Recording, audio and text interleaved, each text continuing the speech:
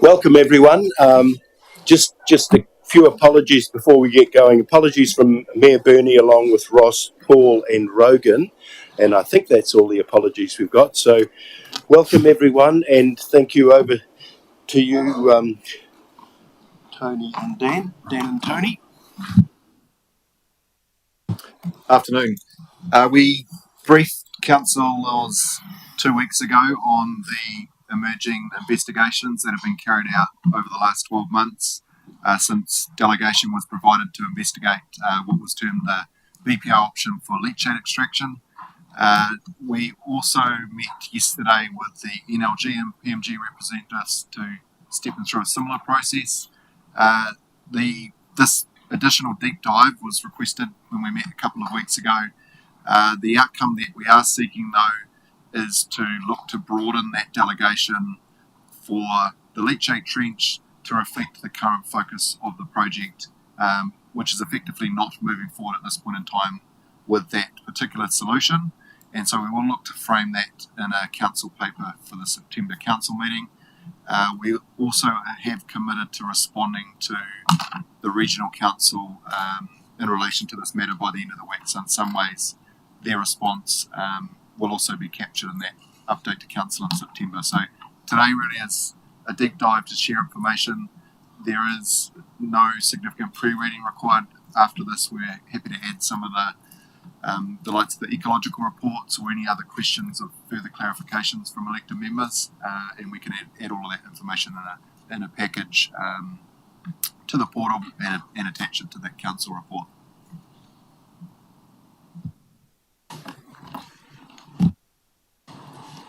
Good afternoon, everyone. So I think Dan's covered the background. There is quite a lot of information in this, so and given that everyone's been heavily involved with the landfill closure, you're probably really familiar with a lot of it. From my point of view, as the planning got handed over to the delivery team, so the project team, so I got involved late last year where we went to implement what was the preferred BPO. As a result of that, we required a resource consent, as the BPO, as everyone will be aware, is extracting groundwater. It requires a resource consent, as well as an ecological assessment to determine the impact on the wetland that proposal is going to have. So we engaged Ecological Solutions, which has provided a report in May, which we'll speak to in a bit. There was also the need to assess the discharge details. So the proposal was to send it to the sewer via the existing pump line that goes to the wastewater treatment plant and then ultimately to be irrigated. That also led to challenges with current irrigation being close to maximum, and it would be difficult to get a consent until it was either upgraded at the treatment plant or the irrigation was expanded, which I think we sort of spoke to last time, so we'll touch on that. And then what that sort of led to is to go back and review all of the modelling, look at the results and identify what the best way moving forward was. And so, like, very quickly, the original landfill was 1950. Well, potentially there's some question about that, although you said NLG. However, 1975, the old landfill, which is the one we're predominantly worrying about, we're not worrying about the line landfill, this is the old landfill that was unlined. That closed in 2004 when the new lined landfill was consented.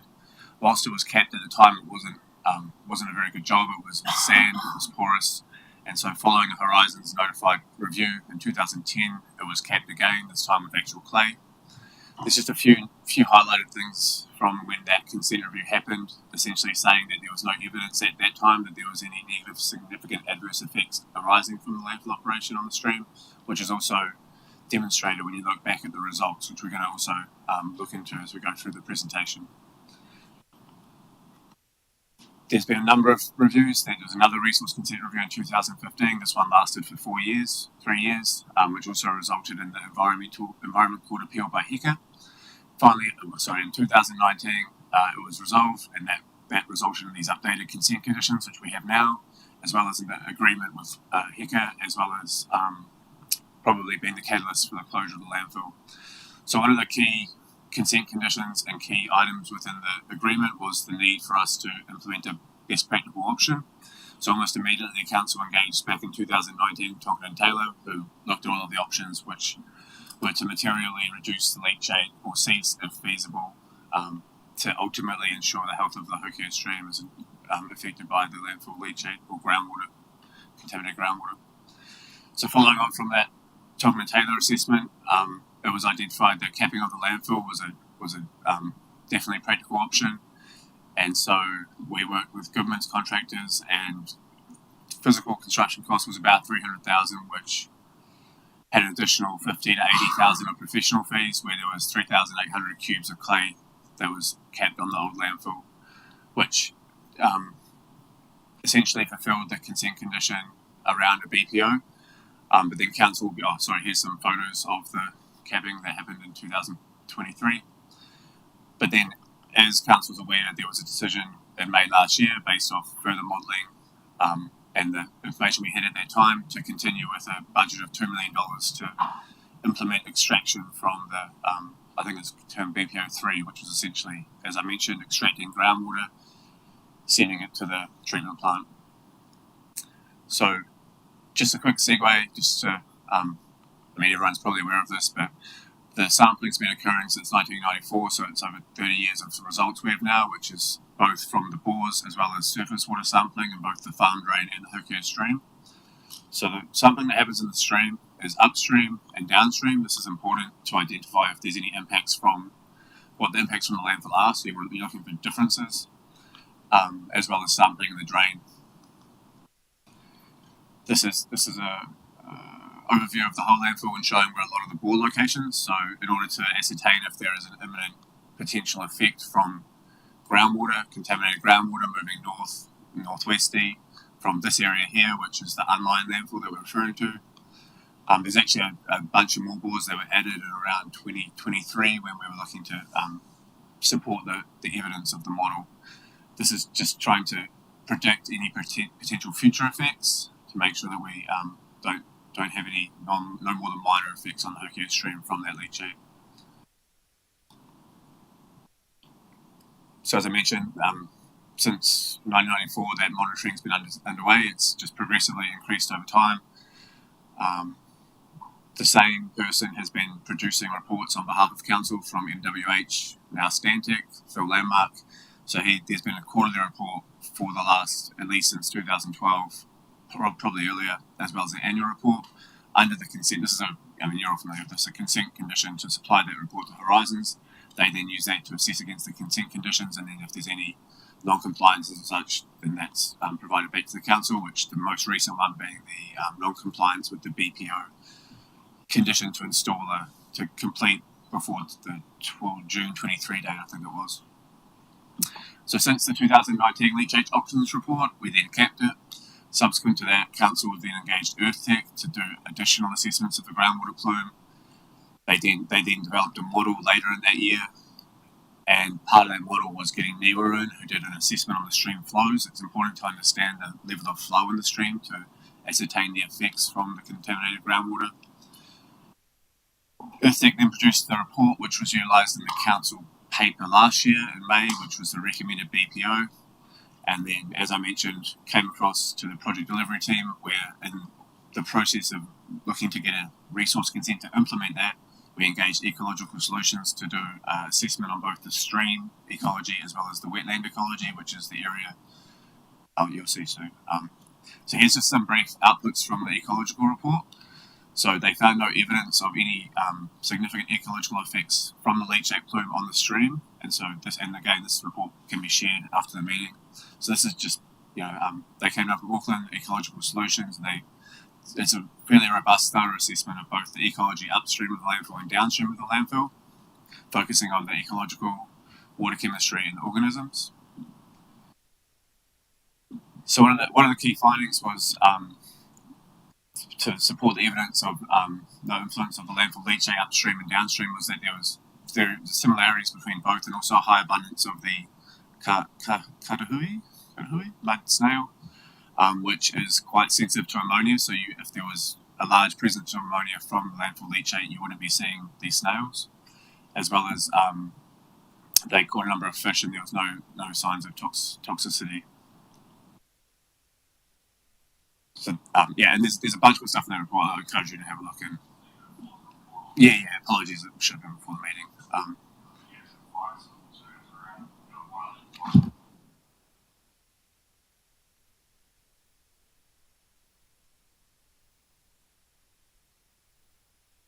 I'm going to talk to some of the contaminants and the toxicity levels in a second. But this is mainly looking at the fish life and the ecology themselves, not so much the chemistry. There's been further assessments, and we've been working closely with the ecotoxologists around those levels. And probably I'll mention it now as well. Like, this is analysis that's been undertaken by me in close proximity with an ecotoxicologist from GEM, as well as advice from Annette from GEM on the consent principles. But what we'll be looking to do is get another peer review just to support the outcomes that we're seeing here. But hopefully by the end of it, there'll be a clear picture painted of what approach we're taking, which is not doing nothing. The second bit of the ecological report, which was required, is that what you will have seen in the past, which is basically building a subsoil drain here to suck out groundwater, would inevitably be draining this area. So we need to understand under the RMA you're required to offset the unavoidable destruction, if you will, of a wetland, and the report determined that it would be required to offset, which is achievable. We would just need to find an appropriate area. But that was basically the conclusion of that. So that would, and I think that was an additional cost to what was approved in the council paper at the time because it wasn't known. So very quickly talking about the contaminants. So one of the main contaminants of concern is ammoniacal nitrogen, which I'll just refer to as ammonia because that's difficult to say. So this is a nitrogen compound. You'll be familiar with the ammonium nitrate. It's fertilizer. It's used commonly in, on market gardens and farms for fertilizer. But if you get too much of it, it's toxic. It can create algal and plant growth and cause oxygen depletion. So the freshwater standards in ASAP for 95% is 0.09. So what we'll see in a minute is some of the results from the monitoring over the last 30 years. The triggers in the consent are 2 milligrams per litre. If there's one reading of that, it's a non-compliance, and HS3, which was the downstream monitoring location, or if there's an average of 0.4, it's a non-compliance. So just for context, that's sort of half what the guidelines are in ANZAC for toxicity, and that's to fish. I've mentioned where it's come from, so animal waste, fertilisers, cows in the stream can cause it's naturally occurring in the decomposition of organic matter, so when plants break down. So you can expect a baseline level in areas of 0.2, so you can find 0.2 naturally. And then humans, for example, as well, obviously, from treatment. In terms of sources, Tony, is some much more prevalent than others in terms of contributing? Yeah, it depends on the environment. The Horowhenua stream obviously has been subject to a lot of different contaminants, unfortunately, over the years, from the lake to piggeries in the past. But this is just more giving an overview of what the potential sources are. I mean, we're very much focused on the impact from the landfill in this case, which is from the municipal rubbish. This is kind of giving you a broad overview of it.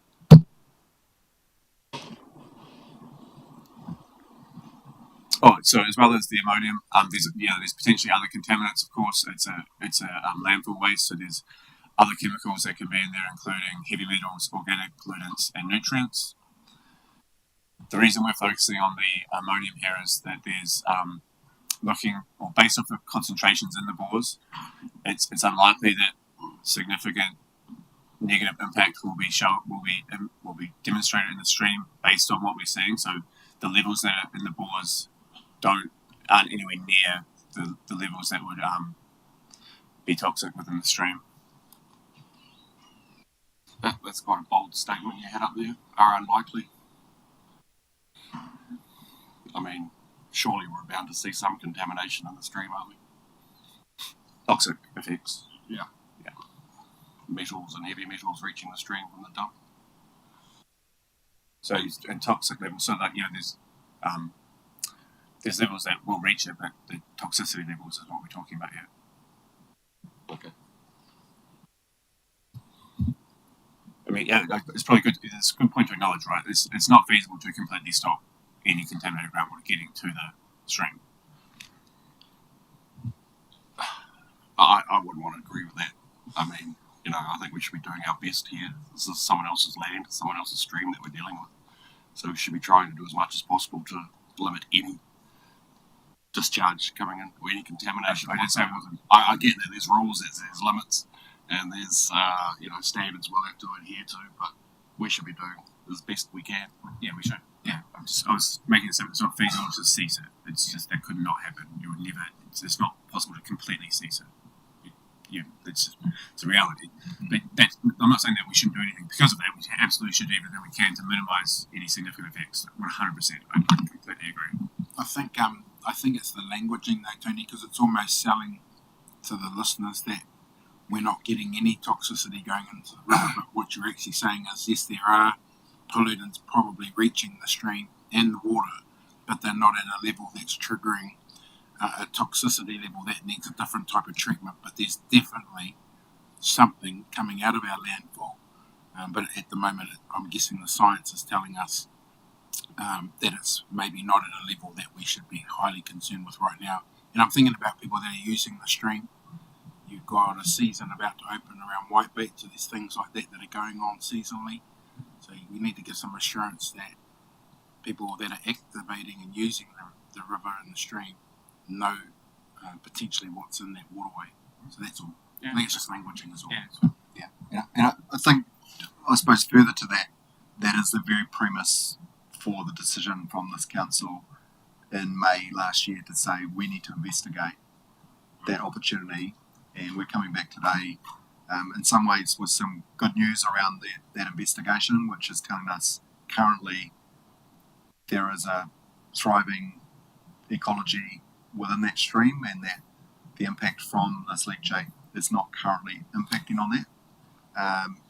But what it also is helping us is to understand what's actually happening within the stream in terms of how the downstream results, which we are held to account on, are being also impacted by what's coming down the stream and the interrelationship there. So it's not to say that there may not be a need to intervene with something in the future, and we've certainly progressed on the basis that we're investigating and needing to understand if there is an issue and taking all practical steps to address that.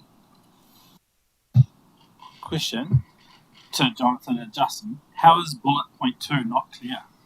Is it that you disagree with it, or are you saying that council can't be even clearer than what it's being in bullet point 2? That's something that needs to be monitored over the long term and constantly monitored. It's not something you can decide within a year or a season. We've had 2 years worth of data. You've had one ecologist trip out there. 30 years data on the same boards. Now it needs to be continued to be monitored. All the modelling shows you that the peak is going to come in 5 years' time or so, wasn't it? Yeah. And, the relationship between the ecology and whatever's coming in is hard to define from a toxicity level. Anyway, we can. So as mentioned, so the stream's been sampled every month, maybe not every month, but mostly every month. I'm going to make that same. There might be 1 or 2 missed, but consistently monthly for the last 30 years. And that's not just testing for ammonia, but that's what we're showing on this graph here. It's testing for a range of things, but the one that's of concern, that's anywhere near levels that we're concerned about, is the ammonia. Not too dissimilar to what the issues of Waiburi are. This is the thing that gets toxic to life, or is the main concern for us with the landfill.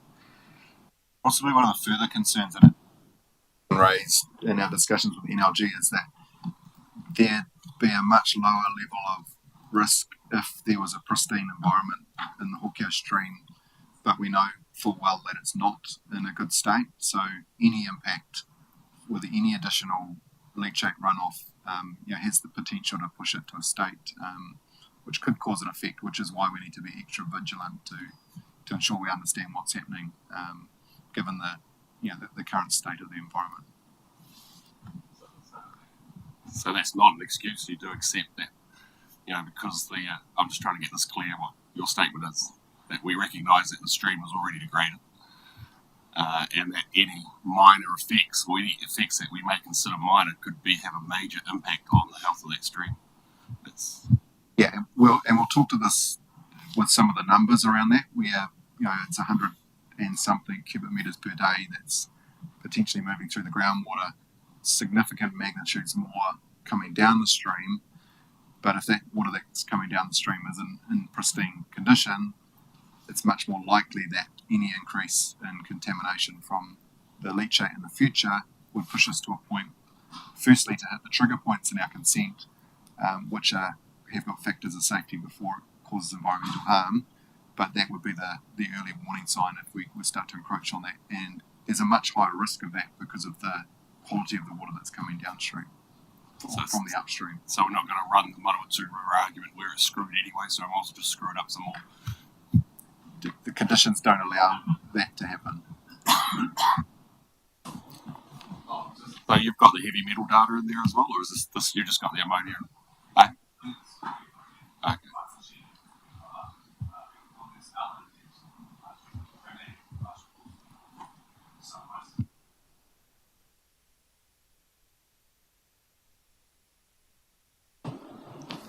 So what this is showing is the upstream and downstream.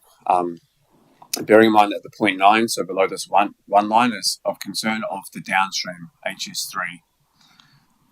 Interestingly, in 2005, probably the highest figure, apart from this outlier up here. So statistically, it's likely there was a sampling area when this was undertaken, given that it's no other close results are shown. You would expect the next time of sample to be at least a little bit higher. And then, so again, the highest level we've recorded at this time in the 2001 report was upstream of the landfill. But the sort of the key takeaway here is, essentially everything is under. Never has the HS3 sampling had an average of 0.4 in the last 30 years. Yeah, we're gonna, yeah. So this is just giving a broad picture outline. This is a more recent report. Again, obviously nothing's changed. It's just got these extra figures here, and this is HS2. There's definitely some further investigation regarding HS2 because this is where the farm drain intersects with the Hokio under the road there, and what's likely happening is that's intercepting and basically shortcutting the groundwater as it goes around here. But then it's also very seasonal because it's often dry in the at least the farm drain section is dry in the summer. But whilst these high concentrations shown here, immediately downstream, it's not anywhere near again those toxic levels. But this is something that we're going to look to increase the sampling on that farm drain to actually figure out what's going on there, because there's just not enough information to determine why this is happening. So this is zooming up on that. Just the last 5 years of data, because really you want to be looking at the last 5 years. It's more indicative. Again, HS1, this is upstream, and this is downstream. So again, we're looking at the 0.9 figure, being the ANZAC guidelines for toxicity, and again over here. So obviously of concern is this quite big spike here that happened in Jan 25, which corresponds to this high level here. So whilst that hasn't exceeded our consent condition of 2 milligrams per litre, there's pretty clearly something going on upstream that's caused that to raise and that spike. So I mean, and again, not making excuses, but it's unlikely there's another effect that's causing this to go up, and needs continue to be monitored. The one point I want to show is because of this outlier which we haven't seen in the last 5 years. And this is when we're looking at trend lines and looking at the likelihood of demonstrating that it's increasing. This without that line there, this trend line is nowhere near to the same degree. And a lot of the work that's been done to sort of highlight that there's going to be a significant increase imminently has sort of taken into consideration these outliers, which isn't necessarily best practice when looking at trends. And then again, just for reference, this is another zoomed out version of the last 20 years for the downstream sampling. So our consent that conditions haven't changed is that if it ever exceeds 2 milligrams per litre, it's a non-compliance, or if the average is over 0.4. And whilst there's been a few spikes, that overarchingly hasn't been demonstrated. But the key thing is that's not to say it might, and that there is an increasing plume coming through. And that's sort of the key question that we need to understand is that risk.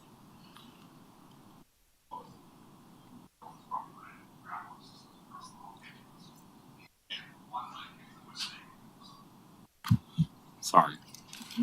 I mean, we're seeing the same patterns in the lake and other monitoring sites as well, where the groundwater plumes or the groundwater system is moving faster through the system, and we're seeing those spikes. Not spikes, but we're seeing the spikes in relation to weather events. But I think you're also seeing a rise in the groundwater level at the same time, a rise in the contaminants going through that groundwater as well. I don't know. You have to look at all the groundwater data across the region as well. So, I mean, if the groundwater levels are rising and flowing faster, well, then your north-south drainage or groundwater system is probably also draining higher and faster as well. I don't know.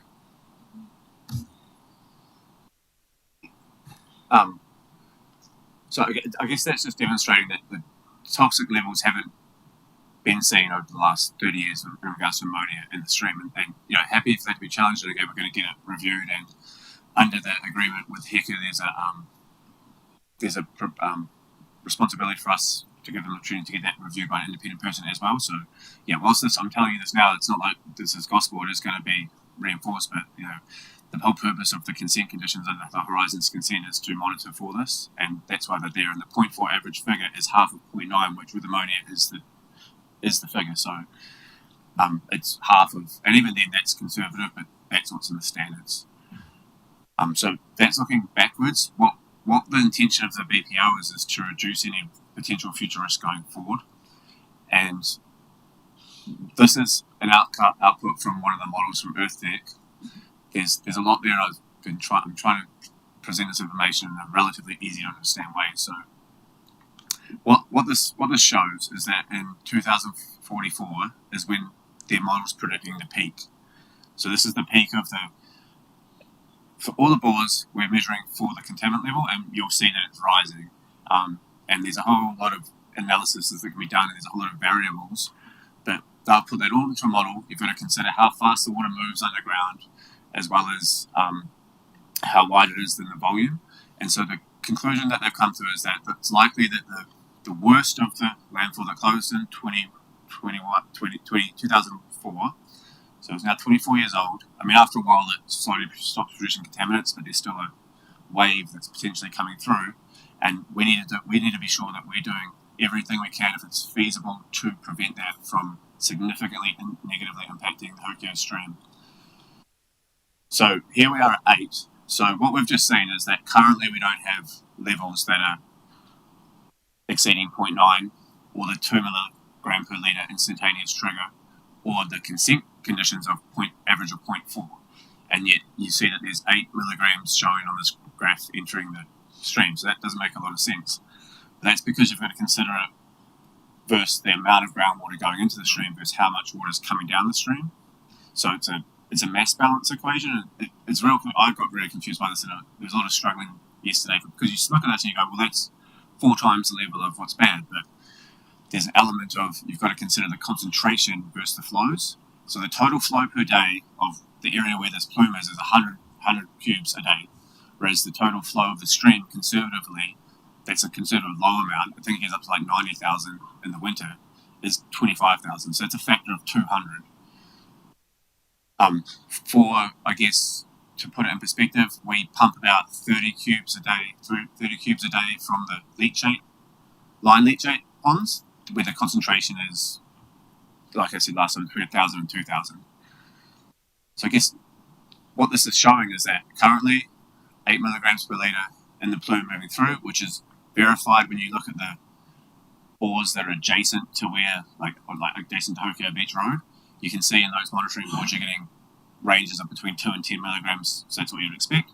As that slowly seeps into the stream, it disperses through the stream, and then the levels of toxicity aren't seen.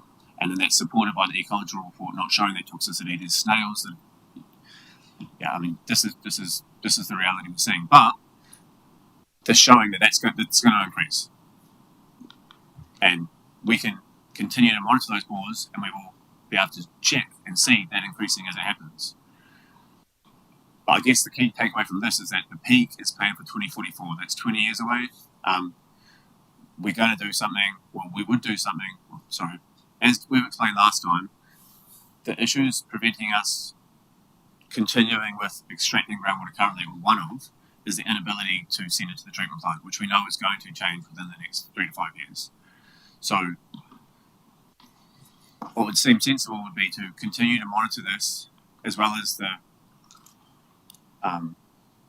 results from the stream, because the only other alternative is to basically construct a mini treatment plant at the landfill, treat it there, and then discharge of it within that catchment, which is an option, but it's an option that's going to cost 800 to 1.2 million, which the council's already committed to, in addition to constructing the ongoing operational costs.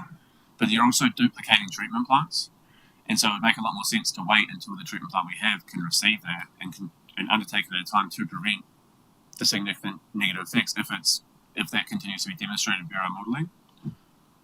Hopefully that makes sense. I'm sorry if it was confusing. Tony, just a question in relation to the flow. So, middle of winter, we can expect that flow to be almost 4 to 5 times what we're assuming is coming through Leachate, which I assume is connected to the level of the lake and it coming downstream. So, I guess thinking about the period being January where the lake level is slightly lower, there's not as much water, not as much flow. Is there any remediation options or BPO options that we could investigate that actually increases the flow from the Hokio through the Hokio stream from the lake in some way that would be beneficial to continuing to keep that dilution level up?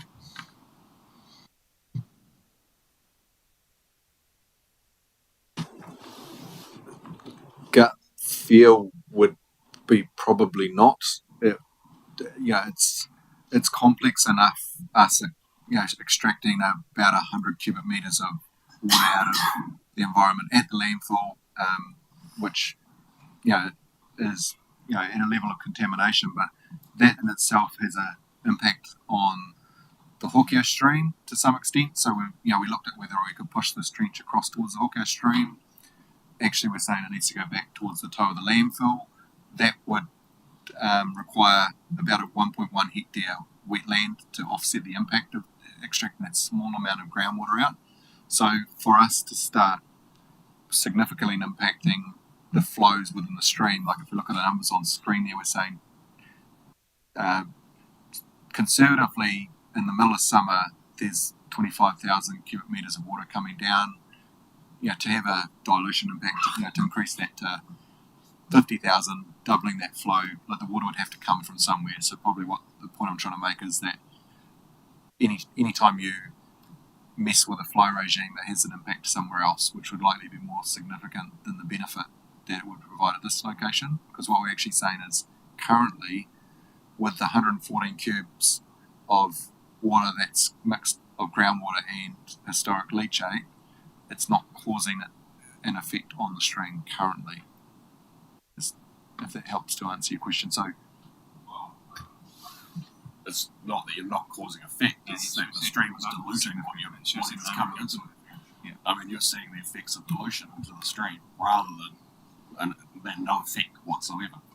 And I mean, the toxicity contained within snails and and eels and fish are hard to determine as well, especially with migratory species.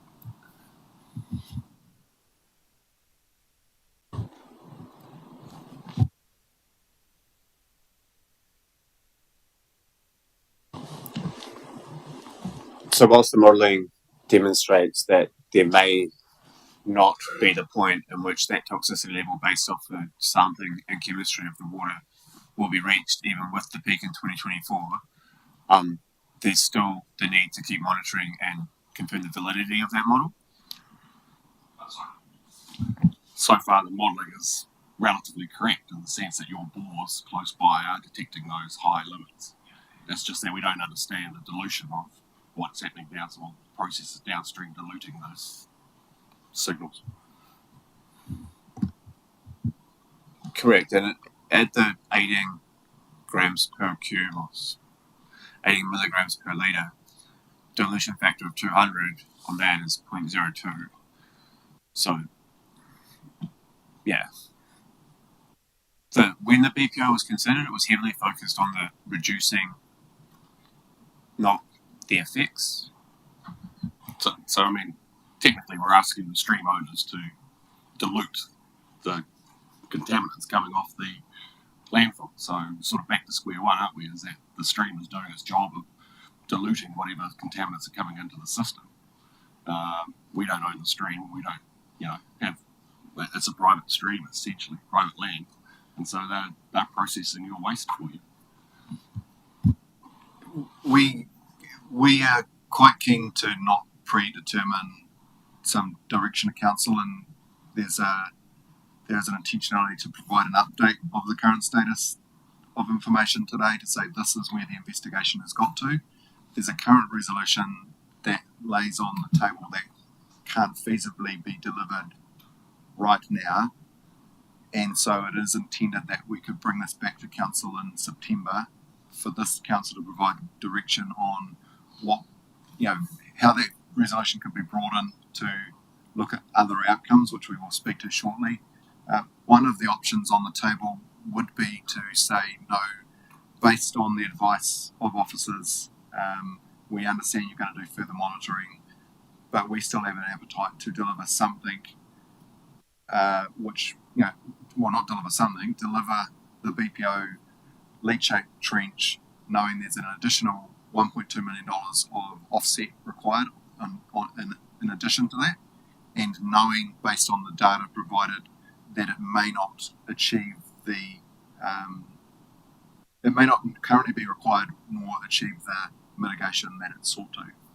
So there's, we can, the purpose is to provide an update on where we've got to with the investigation. It's not to say that we can't provide a range of options in that council paper.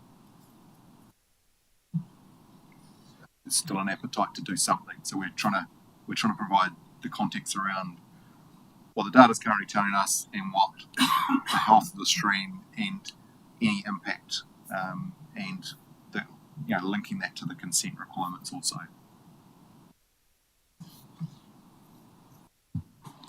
Yes, and we're not asking that, just demonstrating that the modelling shows that there's a possibility that toxicity levels won't be reached. But if it will, it's showing 2044, so it's more just showing a time frame, and that's just more.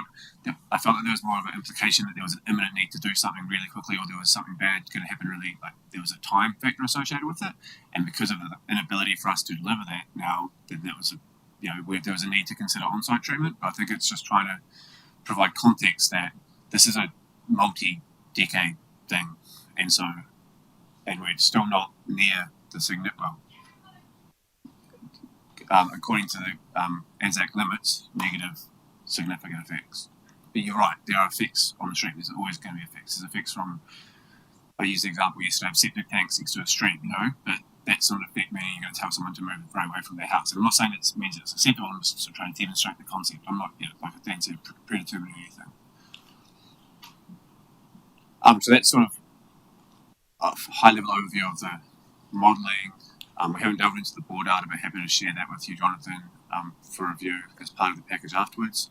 And more so just looping back to how this relates to the consent condition. So as a result of that 2019 Environment Court appeal, this is the condition that was put in, and this is the condition that we were non-compliant with last time around with Horizons, which is the implementation of a BPO to materially cease or, if not feasible, reduce the discharge of leachate into the Horowhenua stream.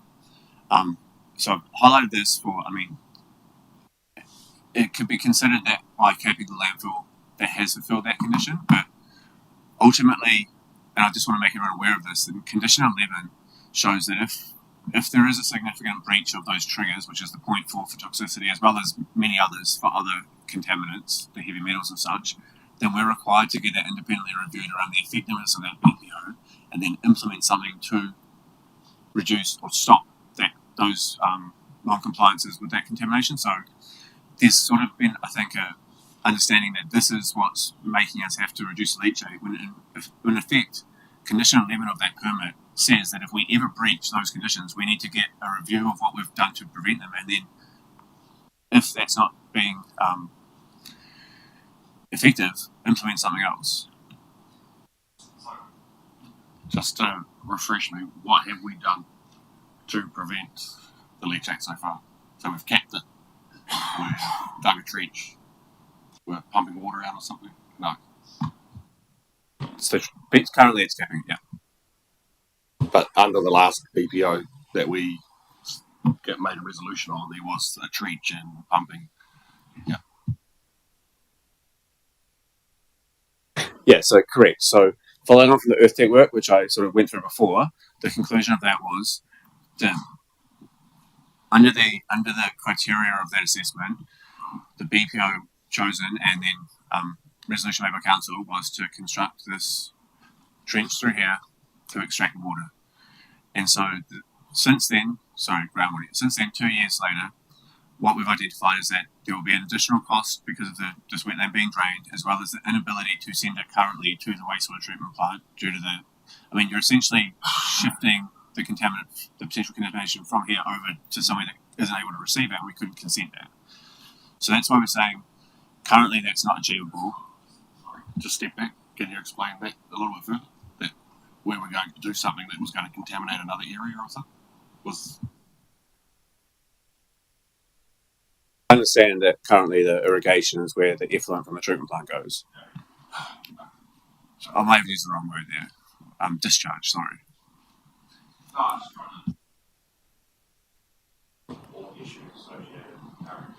Yeah, so currently the wastewater treatment plant doesn't treat for ammonia. The new updated secondary treatment will, which we're planning to implement in 3 to 4 years. Correct, yeah. That effluent from that treatment plant, which currently receives leachate from the landfill, as well as the town's wastewater, contains levels of ammonia that then gets pumped to the pot and irrigated over the levels. And there's consent conditions to meet here to make sure that's not negatively impacting the environment. That's at its maximum capacity, and that's why there's plans to expand it to provide more capacity for both growth and potentially leachate. Would the water from here overload the existing system, would it? And so that's why we are not considering this option. Yeah. So, but does that preclude having the trench dug and things? To dig the trench and to commence the physical works, my understanding is you need a resource consent, and you can't get a resource consent without demonstrating discharge. It's a question. Is there micro systems like evaporation? Have we looked at that? Because at 114 cubic meters per day, it's about 114,000 liters, right, of water. And so I understand that the issue of the constraint is taking that to the treatment plant and the ability, but isn't there technology that could potentially evaporate that quantity of water on a daily basis on site, or is that just too expensive? Is that likely to be too complicated? The water's not the issue. We actually have, over the last 3 years, created a buffer with hydraulic capacity at the pot. It's the nutrient, so it has to be removed from. If it's getting to a point that it's going to impact the stream negatively, it has to be removed from the environment. So what we're saying currently, in order to dig the trench, we would have to defer digging the trench in a consent process for at least 4 years. So the trigger point would be to say, once we create the buffer for capacity by removing significant amounts of nitrates and contaminants, and it all gets caught in a sludge and secondary treatment process and ends up in the landfill at Bonnie Glen, we could go ahead and implement the trench. Or if we could come up with a scenario on site with a small package plant, we could remove the contaminant on site. It would be caught in some sludge, and then it would, the hydraulic or the water would be then transferred back into the environment in some form. So the key issue is the fact that it needs to be removed from the environment. And even if we were to put large-scale wetlands in place, they would thrive in the initial periods, but over time those contaminants would build up, and then you'd actually need to remove them. So it's not about the water; it's about what's contained in the water, effectively.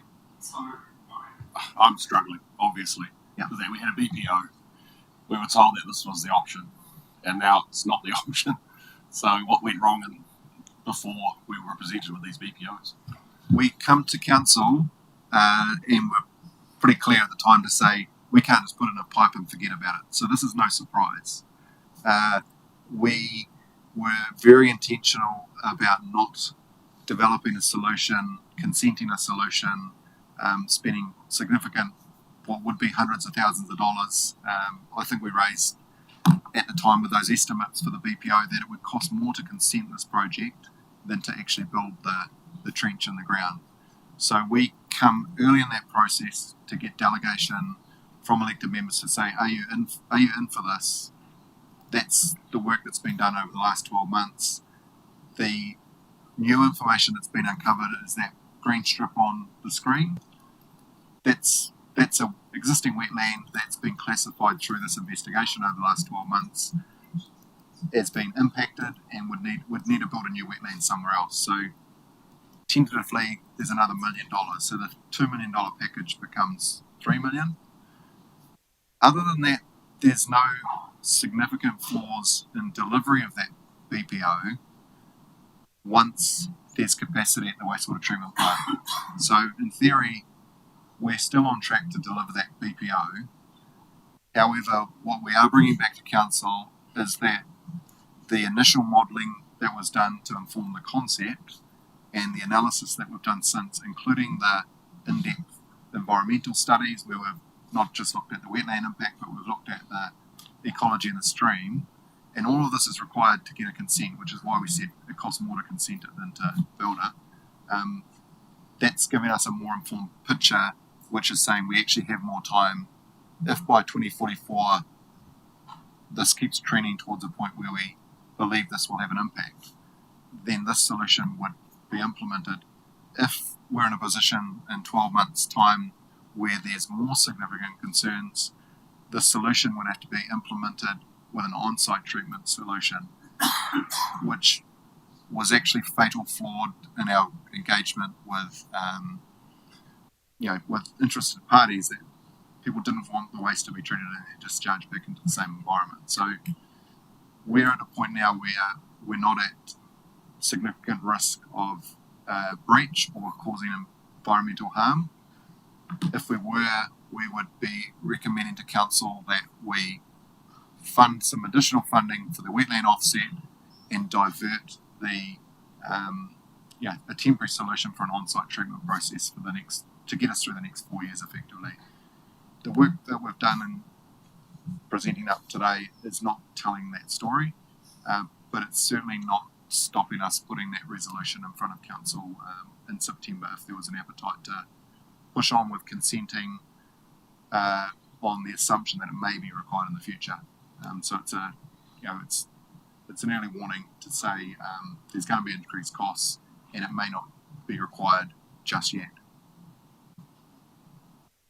So I'm not seeking feedback on that recommendation, but what I'm hearing from the table is that there's going to need to be some well-articulated further resolutions that reflect where we are today versus where we were when we committed to a concept 12 months ago. So, if we were to disregard the view of the current site being the receiving site for treated water, what would the ecological impacts be expected to be? Would it potentially make the groundwater situation worse, or would it make it better, or would there be no consequential harm caused by essentially recycling that treated water back to site? It should have a significant improvement by recycling on site, because the test study would remove contaminant. So just thinking the BPO through at the moment, we started with the BPO where we built a trench somewhere X deep, we extracted the 114 cubic metres, we treat it, initially were thinking pipe it to the wastewater treatment plant, which we now know we don't have the capacity to do that treatment and then discharge it to the pot. But we could still take that treated we could still build the trench, extract the 114 cubic metres of water, treat it on site, albeit building a treatment plant on site, and then discharge back to the existing site. And that would essentially, highly likely, improve the leachate situation because we were increasing the groundwater flow because we're putting water back into that environment, as well as the trench extracting the leachate, which is essentially stopping it as best we can from reaching the stream anyway. Yeah, noting that it's pilot type technology. There's been some, Waikato University have done some low level trials on a small scale for us as part of this to look at alternative options. So direction on that in September would require us to go and do further investigation. I thought you said we can't build the trench now because we'd interfere with the wetland. Or what was the issue with the trench and the wetland? That would require us to consent it, correct, and it would require an offset, which may not be as significant if the water. It can absolutely be done. The ecologist doesn't believe that council currently own land in that catchment that would be suitable for a wetland of that scale, so it would require us to be engaging with other landowners for likely purchase and construction of a 1.1 hectare wetland as an impact of removing the water. There'd need to be further work to understand if recycling that water would still have the same impact, but under the scenario of extracting the water and taking it to the wastewater plant. So just coming back to Clint's work through, was there an option? I can't remember whether there was an option to pump it directly to the pot, seeing as you said you had headroom at the pot at the moment, or for the next 4 years is there potential to pipe and pump the water somewhere else? There's not treatment capacity. There's not nitrogen capacity. It's very close to its limits. Hydraulically, yes, but not the contaminants contained within the water.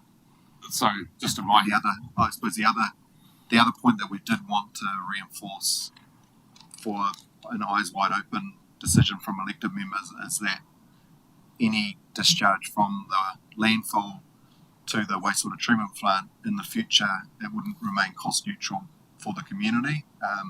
That funding, which is estimated around about $250,000 per year operational costs, would be going from the landfill allocation and a targeted rate across to a new water entity. So that's just something that, although we may have known that 12 months ago, there's a lot more level of certainty around that and what those costs would be that we've confirmed in that process. I was just wondering. So it's just simply highlighting that the delegation that was provided for the 1.97 doesn't do the job, and the job it set out to achieve may not be required right now. So aside from that issue, so we have to find a solution for say the next 4 years until the wastewater treatment plant is upgraded to be able to take the waste. Is that one of the options? Don't believe there's a requirement to deliver an interim solution in the next 4 years to continue to comply with the consent requirements. If that's the objective of council, and there's a whole lot more information needed about even what's happening within that site. There's a monitoring regime that we're actually looking to scale up in order to actually better understand that picture. I think it's quite an interesting scenario. I was sort of trying to work out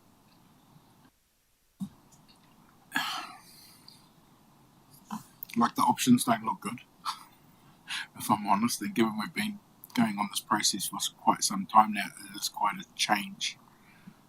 of direction and even information that we're receiving. I'm actually interested to even understand how the two groups and what they've fed into this. Meaning, because what I think people don't understand is there are those agreements in place. So we've got expectations and obligations through those various agreements, and our community would have no idea about what those are. Secondary to that, I'm really worried about, when you start putting figures up there, on-site treatment, external treatment, things like that, I think, what's the risk to the organisation?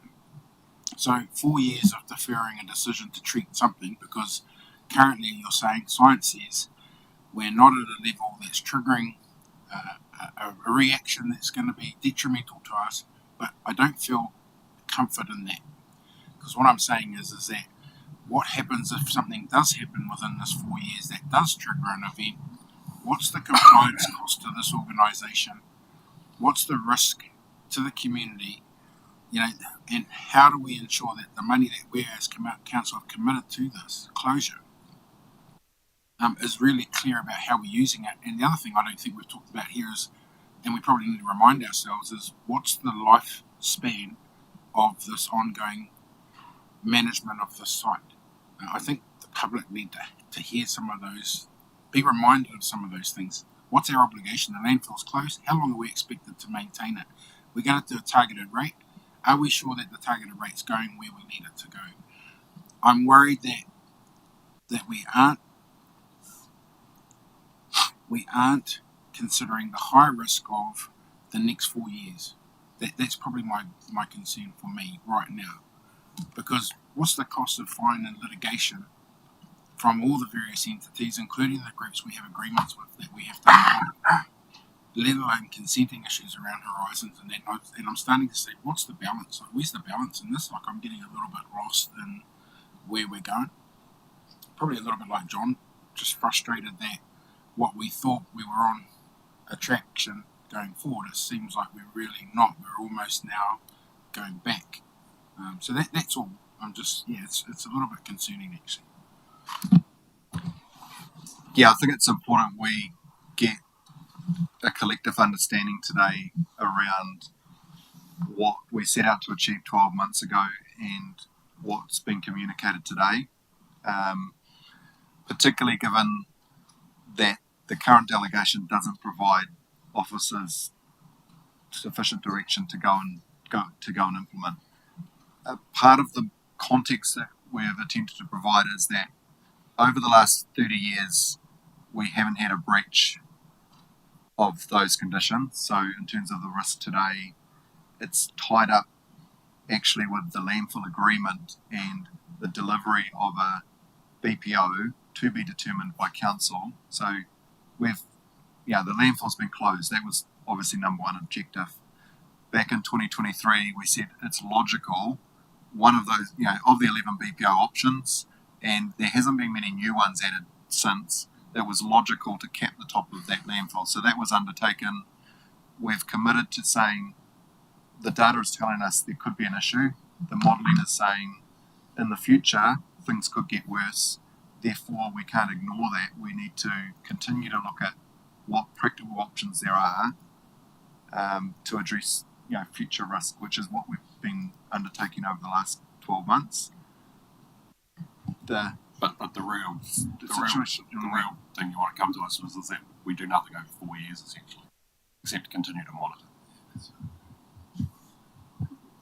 Well, there are a range of options that I suppose cross over between what would be the science direction to possibly more that social license, aligning with our iwi partners around objectives within that catchment. So there's absolutely opportunity to look at wetland creation within the Hawkeau catchment that would ultimately be required anyway if we were to implement the treat solution. So it sounds like a good idea. We could absolutely, and this is the purpose of that broadening of that resolution, to say if the funding still sits there, and to answer your question, Councillor Tamihana, to ensure it's being directed into the right direction.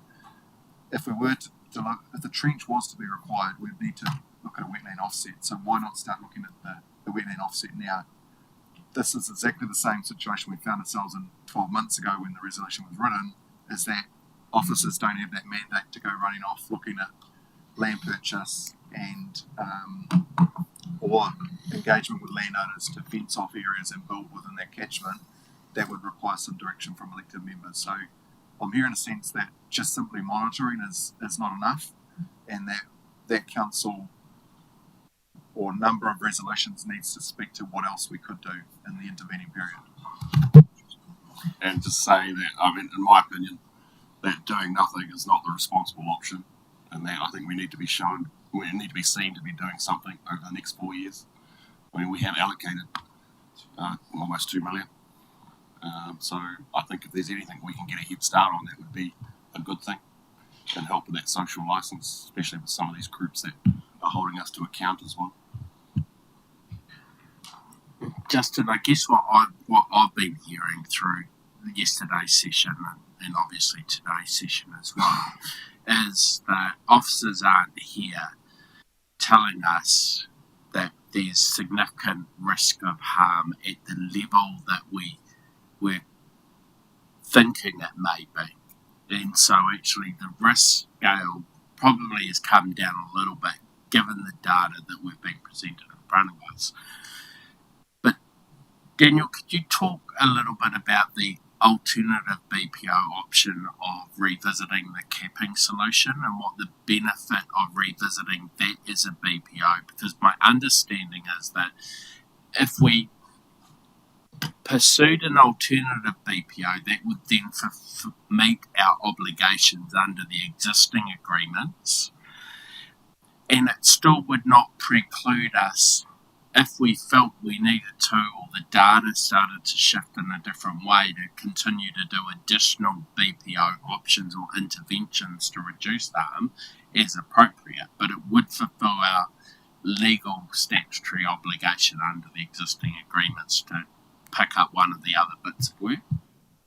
Yeah, it's a really good point that we have a looming compliance issue with Horizons, not related to a breach of environment or environmental harm, but simply related to the timeline for delivery of the BPO.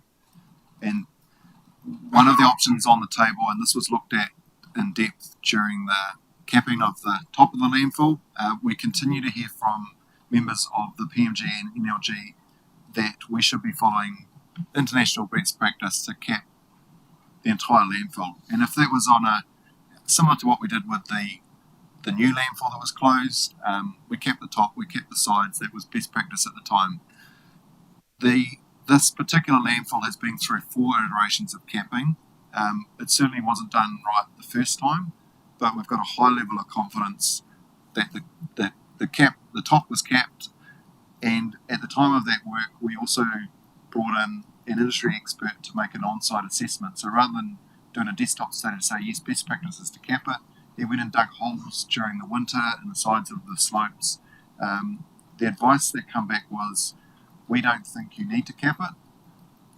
We don't believe there's water getting into the landfill, and you may cause further harm by disturbing all of that vegetation and the current capping. So it's quite a major exercise. We'd have to get an erosion sediment control. We may impact the wetland certainly on the northern side.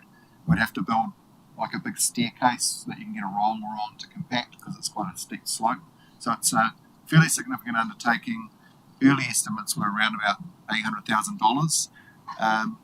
One of the prospects, and I suppose where we need to get to is we need some alternative advice, because if we've got one expert or technical recommendation saying don't do it, we need to get to a point to provide a recommendation to elected members that there's some value and benefit from undertaking that. So we're absolutely committing to re-looking at that option to cap the side slopes. That's in the conversations we've had with the PMG.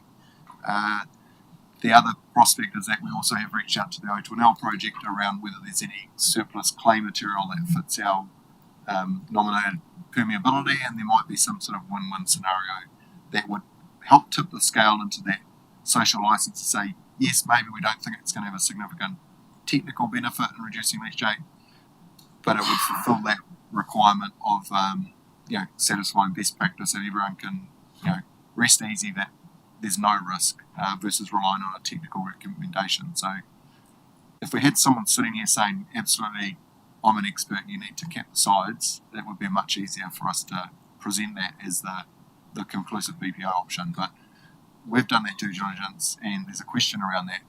There's a question around spending $800,000 of community funding if it's not going to achieve an outcome.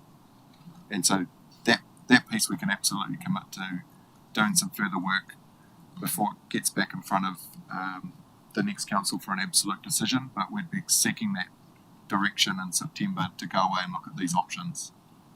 Do we, in September or before September, do we get a breakdown of what's been spent so far from that 1.9 million, was it, that we approved? Can include that. Yeah.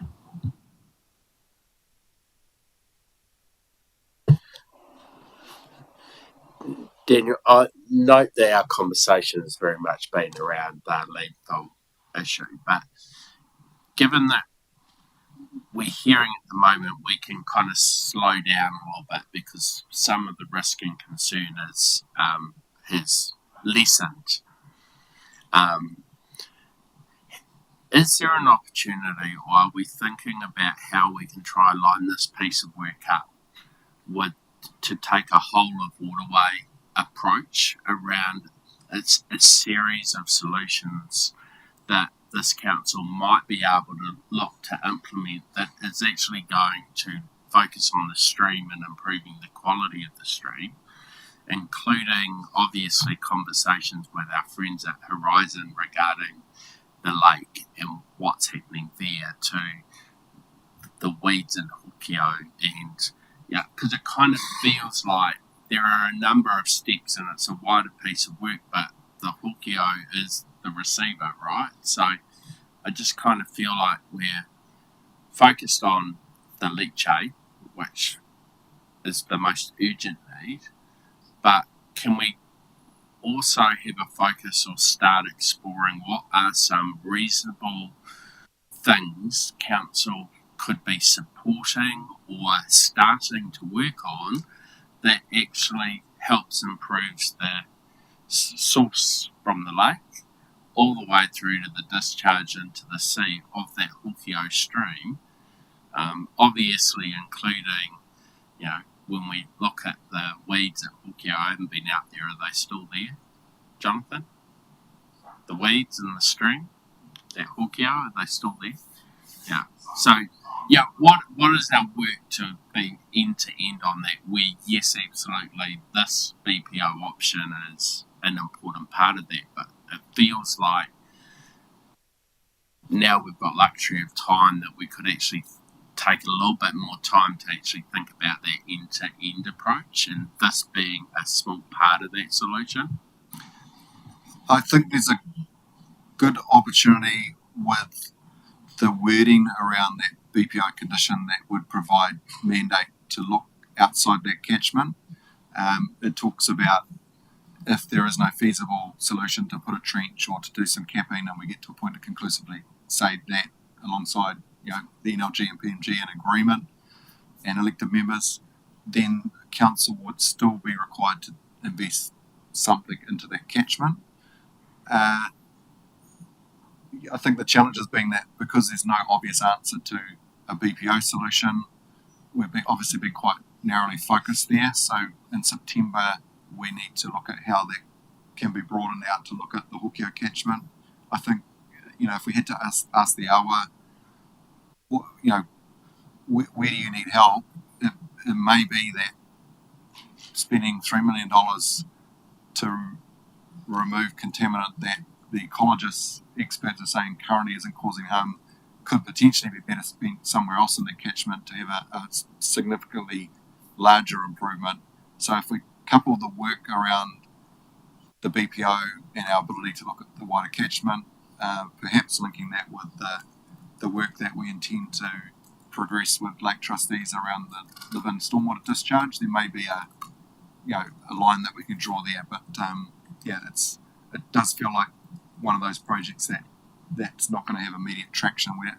It's a privately owned stream. There's not an ability to jump straight in there. So Then I was just going to say, probably one of the dilemmas I'm feeling a little bit is about the implementation of the CCO stuff.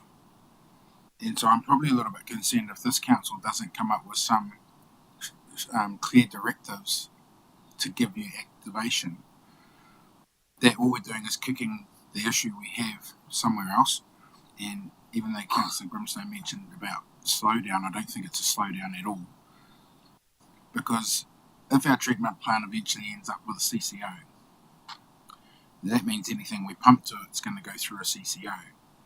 So I just have, I don't have any assurance about what that organisation looks like and what their appetite is to maintain the work that we want to do for that area. So I'm just raising that because that for me it's a different discussion.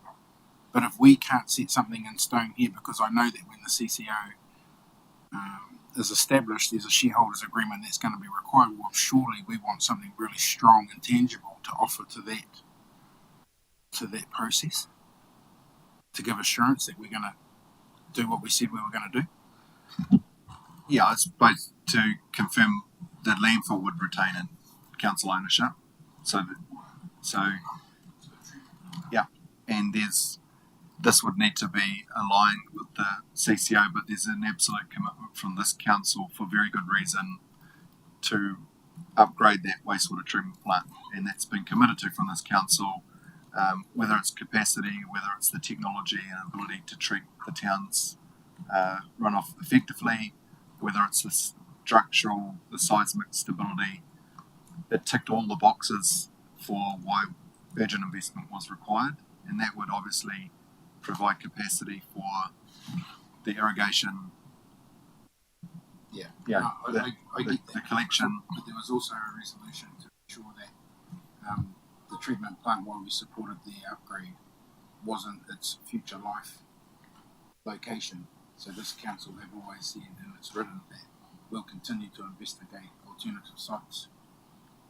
So I just want to remind us of that. And like obviously the current commitment is to get the upgrades underway on the current site, which if left unattended, does pose significant risk. I was just going to add that I quite like Councillor Grimstone's thinking. That maybe not on that grandiose scale, but we do need to have a package of offsetting over the next 4 years, I think, in relation to this activity, even though there's some interpretation that we may not be having any effect on the stream, but I think it would be socially appropriate to start looking at some offsetting. But again, this council once had the Lake Horowhenua Accord, and used to run that, and it was a stepping stone into sort of a catchment management type approach, or a whole of catchment approach to managing some of these issues. Maybe the council can start looking at that sort of initiative again. But I mean, just coming back to in the future that we're going to have to be paying for transporting the water or the wastewater to the wastewater treatment plant. I mean, isn't there some scope and possible new best BPOs that we think about treating it on site or having other treatment options? I mean, what's the cost? You said the cost per year might be $250,000 a year.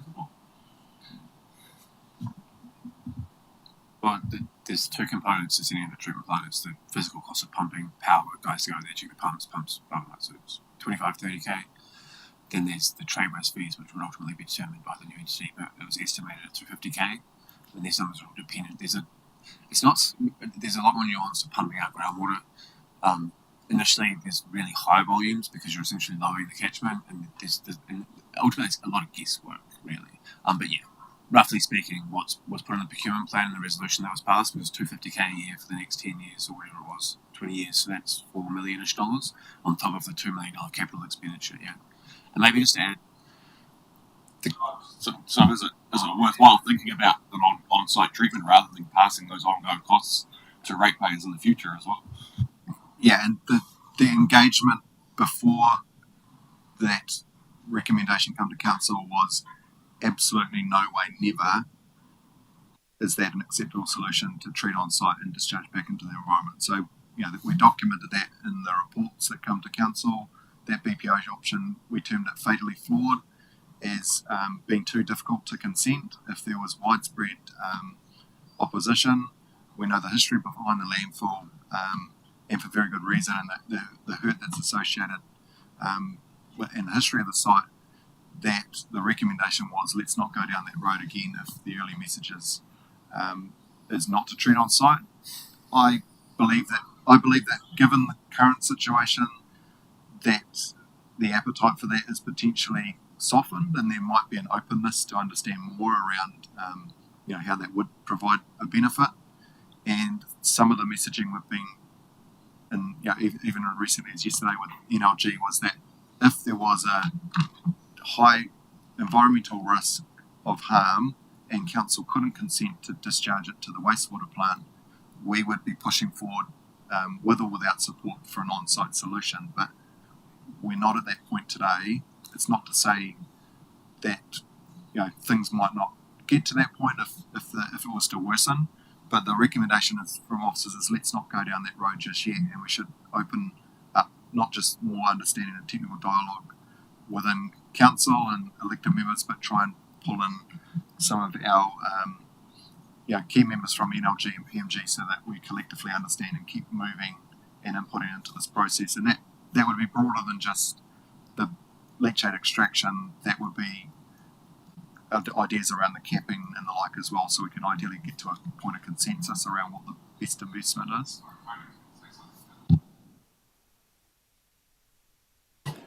I was just more, there'd be an $800 to $1.2 million capital cost associated with on-site treatment. Then there's obviously additional operating cost of that. It's not, there's a high level. Yeah, I mean, we've not got anywhere near to the level of it being able to provide a solid plan for that. It was a real high-level concept because it was fatally flawed early on. I guess one of the other comments I was going to make though is that whilst this BPO was recommending the extraction trench to be in that location or would have an impact on the wetland and require an offset, there are other potential options like within the adjacent Tartana block where it also could be located, which you would position it based off the data at the time of when the installation was going to be undertaken, because if there's a moving plume, there's an optimal place. So that's another potential reduction in the needed cost if it was to be installed at a later date, if the evidence is demonstrating that there was going to be an impending really significant negative risk once the receiving environment, which could be the treatment plant, was available. Who fatally flawed the on-site trip? Was that us or your engineers or your consultants? Our consent advisors, based on some pretty direct feedback in the early engagement around that water was patu, and it should never, if we're going to remove it from the environment, it should not then go back into the environment, even if the science could say that there was assurances around improvements in quality. There was fairly significant pushback around council considering that as a BPO option at the time. There would also need to be a bunch more work to do to just confirm the viability and the impacts of that. Whilst it's been demonstrated that as an option, we need to look at what is the actual treatment outputs from the treatment system proposed for that likely to be, and that was one of the things that we'll continue to do, because ultimately that's the backup plan, right? Like if suddenly, unlikely, there is an imminent spike which goes against our current predictions and sampling, then that would be you'd be coming to the council table with that needs to happen now because we're predicting this or we're seeing those results, but would have to be consented as well. If we weren't nearing the end of a council term, it's likely we wouldn't be looking to compress all of this to get further direction in the next 2 weeks. So what I will look to do is just to try and round up what we've agreed to today, and if I could have any further direction on what else could feasibly be captured within that council report, knowing that we don't have months to go away and compile this. It's effectively within the next 2 weeks to put this together for the 10 September. So council will absolutely be continuing the Levin wastewater treatment plant upgrade. There's a contract that's been let for the inlet works. We're looking at the next stage of work and also the head works. the digesters, which remove all of that sludge, and the secondary treatment process within the next 4 to 6 years all being implemented. We're absolutely continuing with the planning around Levin wastewater treatment plant irrigation. That's to take pressure off the pot. We're working actively with the ERB and our iwi partners around what that future pathway would look like to take some of the pressure off the existing site by providing more capacity in adjacent council-owned land. We'll continue monitoring, understanding that groundwater. We'll work closely with the nominated NLG and PMG reps around that. We'll confirm the recommendation and the viability for on-site treatment. So what we've shared today is that in parallel with investigating the off-site discharge and the trench and all of that modelling work, the Waikato University commissioned a trial. They took come down and took some samples. We've worked with the advisor from EarthTech, who has a high level of confidence around the ability to treat on site, knowing that it's generally done overseas. This is a pilot. We haven't invested significant time or effort, but I'm hearing that when we come back in September, there'll want to be an appetite from elected members to do some further work around the what-ifs for on-site treatment. We have also heard direction that we can't just sit here for 4 years and do nothing, and that we should look at whether there's complementary investment within the Hokia catchment that could, in the form of wetland creation and wider stormwater improvements, that would have a twofold benefit of fulfilling requirements with the current consent issue with Horizons, in that we could determine that the BPO includes investment within the wetland catchment. So we'll look for that. We would also look to broaden that resolution around investigating and conclusively deciding before the end of the year if this summer we should be capping the sides of the new landfill. And I think that's the list of direction we've received today. If you could add anything further to that. Possibly investigating restarting the Lake Accord.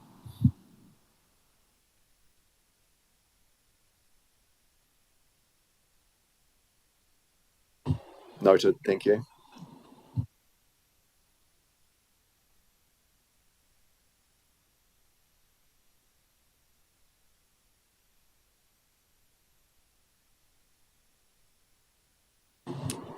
No further, and we've committed to sharing all of those reports and test results in a package into the portal, and we'll ideally keep that separate from that council paper, which will really be focused around that direction that we've received today to broaden off scope for officers to investigate ahead of briefing an incoming council in November around where this has got to.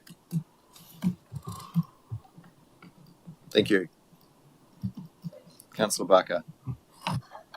It's almost a strange feeling of deja vu, like we kind of had a bit of this last time, but I'm still left in the same place. You guys are all over this. You're being open, transparent, you're dealing with this with common sense, and I'm quite happy for you to go on being the lighthouse keepers over this. So great work. Thank you. Thanks, Mike. And look, I'm aware that a number of you have had a session back to back with this one, and whether maybe a five-minute break would be in order before we move to destination management plan. Are you happy to carry on though? Because I will. You're okay? Good. No, we'll do that then. Thanks, Dan. Thank you, Tony. And welcome to the table, the destination management plan team. Oh, well, they've been done back to back. What was on earlier? Back up.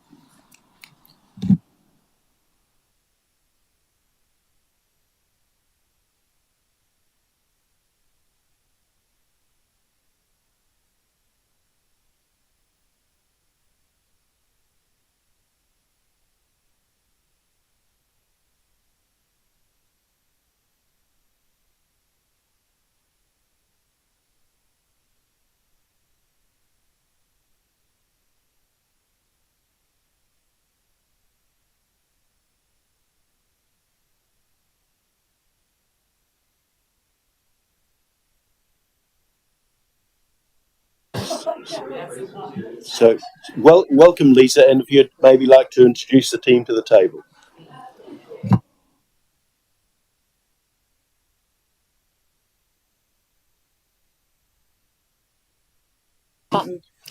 Kia ora, everyone. Thank you for joining us here today. We're really excited to be presenting the Destination Management Plan with you, which is a refresh of the 2020 to 2030 plan, which was never formally adopted but has been the guiding document of our work to date. Just like to kick off by introducing, we've got Les Campbell here, Strategic Comms Manager, and we've also got Claire Spencer, Kia ora. who's a tourism strategist. She is also former, Do you want me to do it? I reckon I've got it. She's Got it. former Director of National Programs at the Department of Conservation and former Chief Executive of Visit Ruapehu. Claire worked alongside John Hutchings on the plan, and you may have heard that name. He was formerly one half of Henley Hutchings, who developed the original 2020 plan. Did you want to add anything? Well, I think you covered. Oh, hold on. Do I have to press the button? Yeah. Sorry. Is that better? Yeah. Thanks for letting me come and join the conversation today. I really appreciate it. I think you've covered off most of my background, but I do know and love this area from a long time ago. So I spent quite a wee while. My son was born in Palmerston North Hospital, and I lived in Horowhenua for 4 or 5 years. And in my role in Visit Ruapehu, I've also consulted with KiwiRail on their destination work. And during my time at the Department of Conservation, I led regional visitor planning, along with a bunch of other things, including contaminated land. So it was quite interesting coming in on the end of that that discussion you were having there, because it took me right back to my time there. So thanks for letting me join you. I was just going, oh gosh, I remember the conversations. It's not a simple thing, is it, at all? Cool, and so the purpose of the workshop today is to give you a clear picture of where we're at, what's changing around us, and where we could and should go to next. We'll cover off the current context, both here in Horowhenua and within the national context as well, which sets the scene for the opportunities in front of us. Claire will then talk to the key recommendations from the updated plan, and we'll come back to the questions we're asking you today, which are: what role do you see the visitor sector playing in the growing local economy? What do you see as the strategic opportunities and challenges for destination management in Horowhenua? And are you comfortable with the principles and direction outlined in the plan? And we want to know, is there anything we've missed before we finalise the plan and bring that back for your endorsement in September?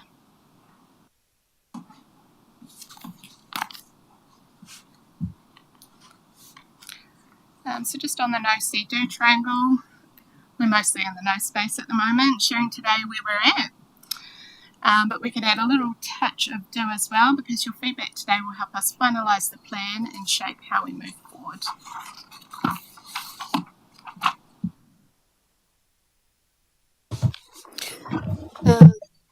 Kia ora everyone, nice to see you again.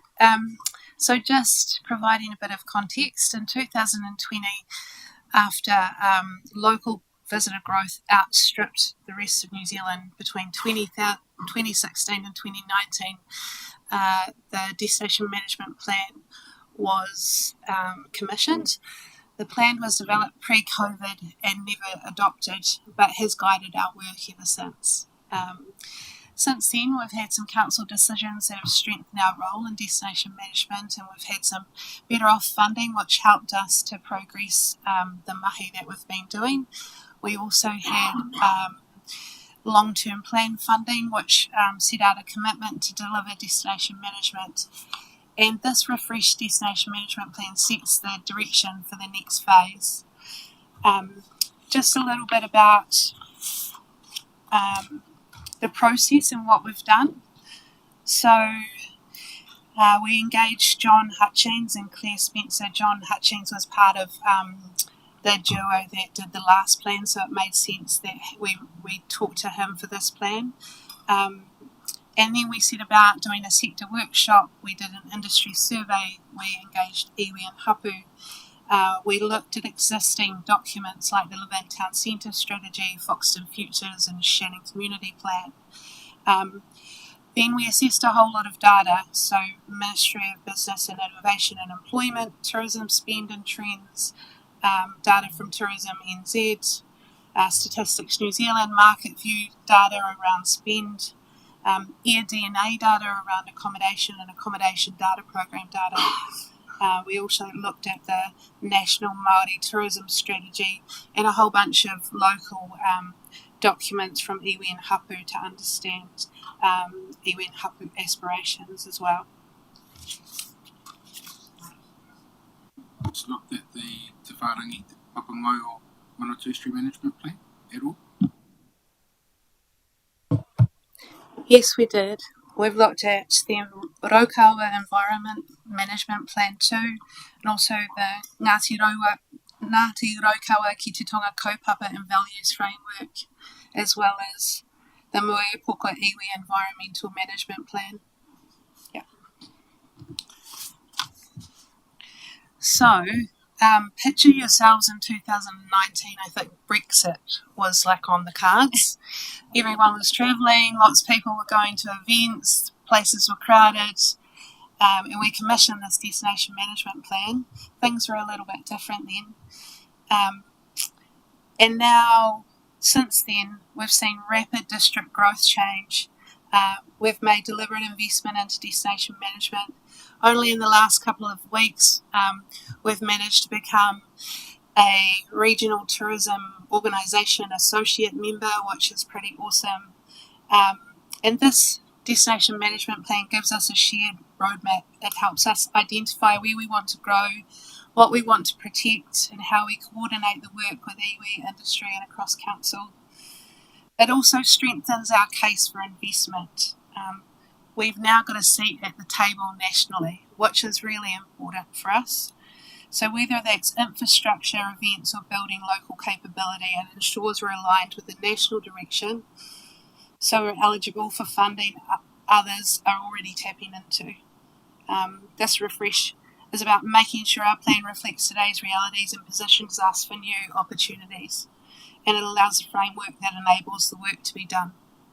Can I just jump in?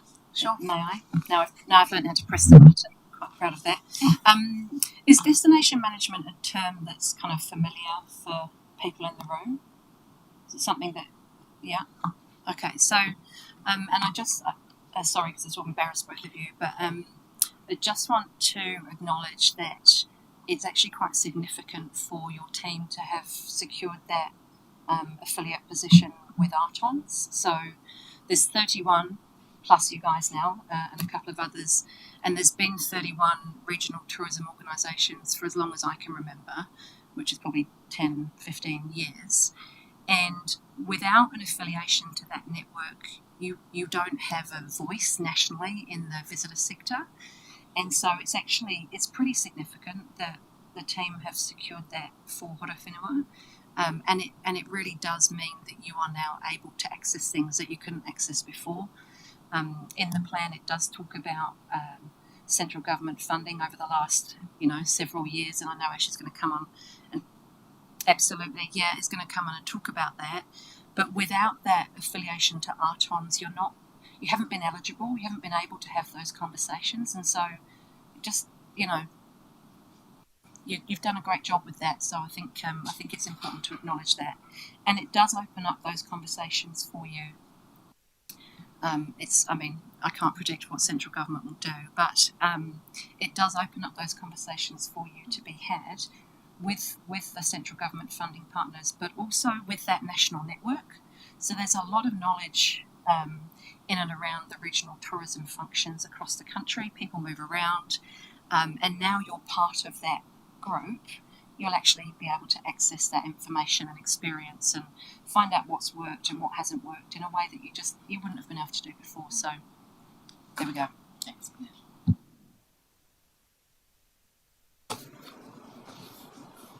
And so when you look at the national picture, tourism is doing incredibly well. It's the second largest export earner. $44.4 billion in visitor spend was made last year, with about 62% of that coming from domestic travellers, which are exactly the kind of visitors that we set up to welcome here in Horowhenua. For us, it's about being visible and connected, and with a seat at the table, as Claire said, so we can pick up the right opportunities in a way that benefits our community as well. Sorry, Megan. Just on this. So, obviously, the national tourism picture is relatively significant, as you can see here, and just from a central government perspective, it's so significant that it has its own minister and its own portfolio. So it is considered to be a particularly important industry, and obviously the international visitor is very important because of the GST and export that creates. But from regional New Zealand's perspective, the movement of New Zealanders in and around our regions is what helps spread the dollar into those places. So the domestic market is what I would say probably 80% of the regions focus on, because A, it's easier to talk to, but B, you can influence them more easily to move around within New Zealand than you can coming in from overseas. So it's often looked at as the poorer cousin, but it really isn't, because that's how we move our money around into the regions of New Zealand. Thanks, Claire.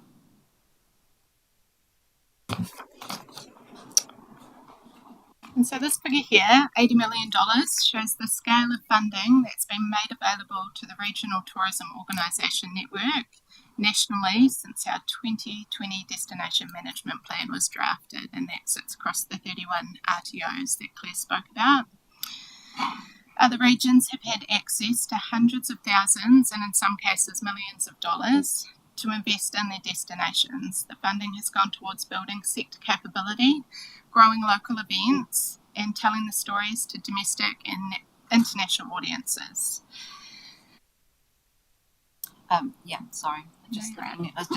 I get a little bit emotional about how much has been put into your neighbours. So, obviously we've got two different governments overlapping in this time frame.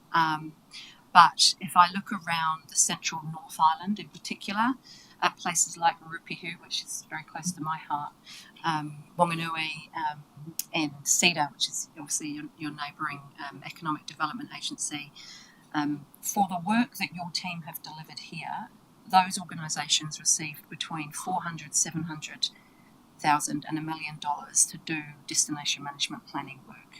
And so your team has managed to deliver something on around about 5%-ish, roughly, of a budget that those organisations have moved into. And again, you couldn't access that funding because you weren't affiliated to ARTON. So now that you are, it's just a different conversation that you're able to have. So it's super important.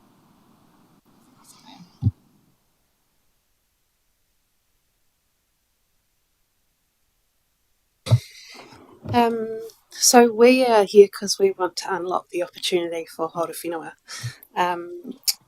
Locally, we've invested about $350,000 into destination management a year, and we're really grateful for that investment. The visitor has contributed around 140 odd million in visitor spend and 3.2% to GDP. And this is just an interesting table of the contribution of our neighbours to GDP, of the visitor sector to GDP, and then how much money they got through regional tourism organisations or central government funding, and how that contributed to visitor spend. Essentially, we are punching above our weight proportionately with how much our visitors are spending here and how much we're investing in destination management, which is good to hear. Can I speak again? So it's interesting for me because obviously I know these numbers quite intricately, and the contribution in terms of your GDP versus the national average is relatively similar. And so I think the national average is about 4% contribution to GDP. And again, it's because I come from a central government perspective as well, but they have their own minister, they have their own portfolio, and that is attributed to a 4% GDP contribution. So the country takes it pretty seriously. And I think the RTO budgets that you see up here are a snapshot, and the source data at the bottom actually tables out the country's contribution from an RTO perspective, and collectively the RTOs invest 45 million per year into destination management activity across those 31 organisations.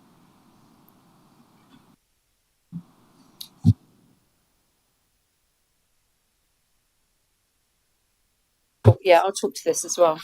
I'm glad it's got the Press Me sticker on. That does help.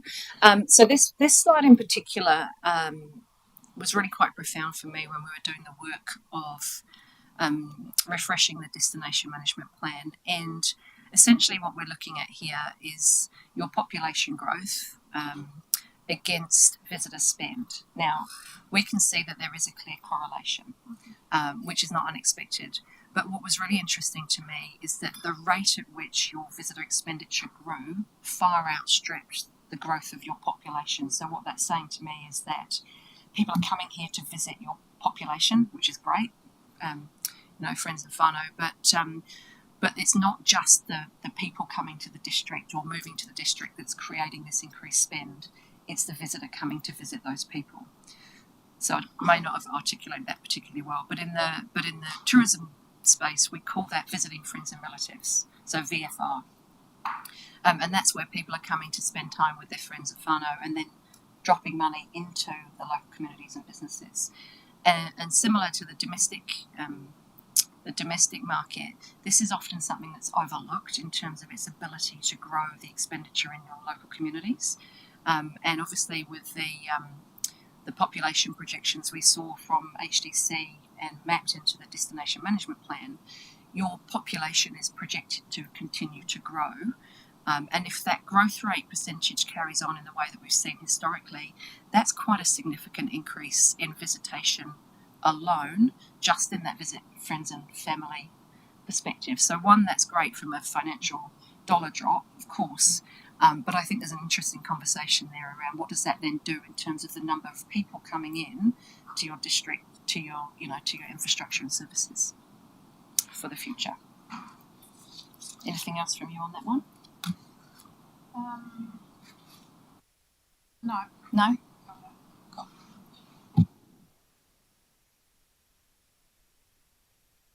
Sorry, can I just ask a question? It's a bit of a random question. Do we get like analysis on like the number of beds available, how many hotels we've got, the occupancy rates, Airbnbs, and all that sort of stuff as well? I mean, it's interesting to see where they're staying when they come here. Yeah, it's an interesting one, and it's a challenge across the sector nationally. That currently the accommodation data program, which is out of MB, tracks traditional accommodation providers, and if you just looked at us on the face of it, we've got 17, I think, and our occupancy rate is around 42%. But we've also got 160 private listings through Airbnb, Book a Batch, and Batch Care, and actually that's where people are staying. We delved into, is our traditional accommodation providers, are they filled with emergency housing or not? Is that a myth? And it is a myth. We've only got, we've had some data from the Ministry of Housing to say that those numbers are really minimal. But yeah, when I looked at the growth and spend across the accommodation sector, it's up about 8% for the domestic market for the last year, which is really good. But definitely our accommodation landscape is not a traditional one locally, but that doesn't mean to say we don't have places for people to stay. Would we like a hotel or other accommodation, infrastructure here? Absolutely. Hopefully the market sees what we're doing in this space and sees us as a good investment.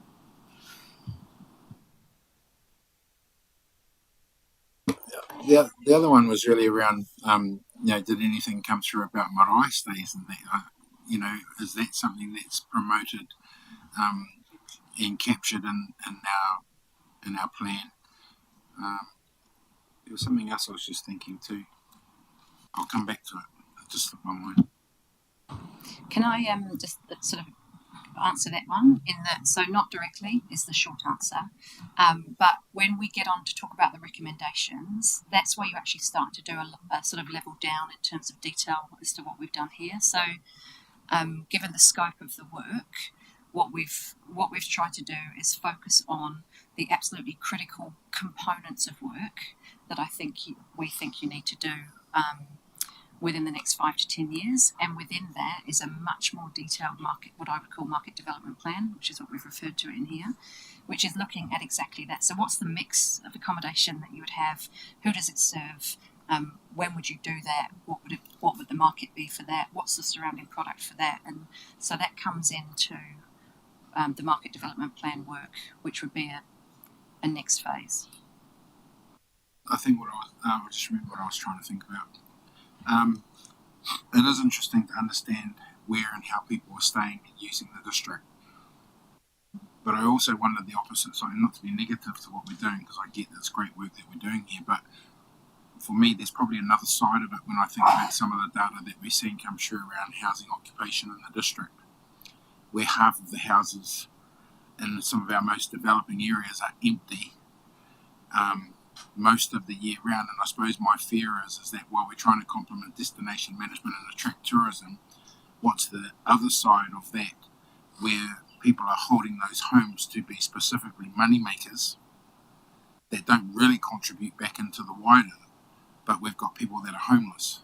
And so, I'm just balancing that in my mind too. Like, so when is tourism too much and it takes away from the community, but actually what is tourism doing to support the long-term needs of the district? Is probably what I'm resonating toward. I'm not sure that the destination management plan sort of articulates or draws upon those types of conversations. No, I think you're right, and I think that's a discussion.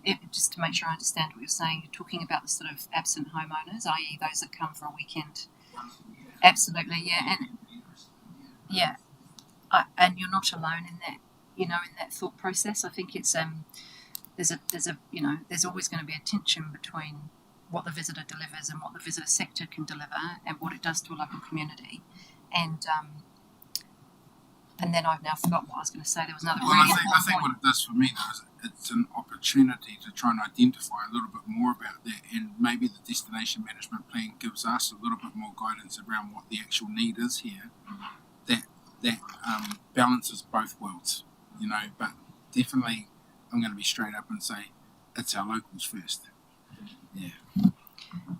Yeah, and so one of the things that we have said in the recommendations is that, and I don't want to jump ahead to what they are necessarily, but at some point somebody needs to own delivering this stuff, right?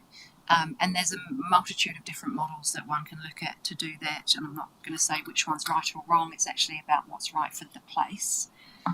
But the fundamental truth is that it must be connected to local government in order to be able to effectively balance out some of those challenges.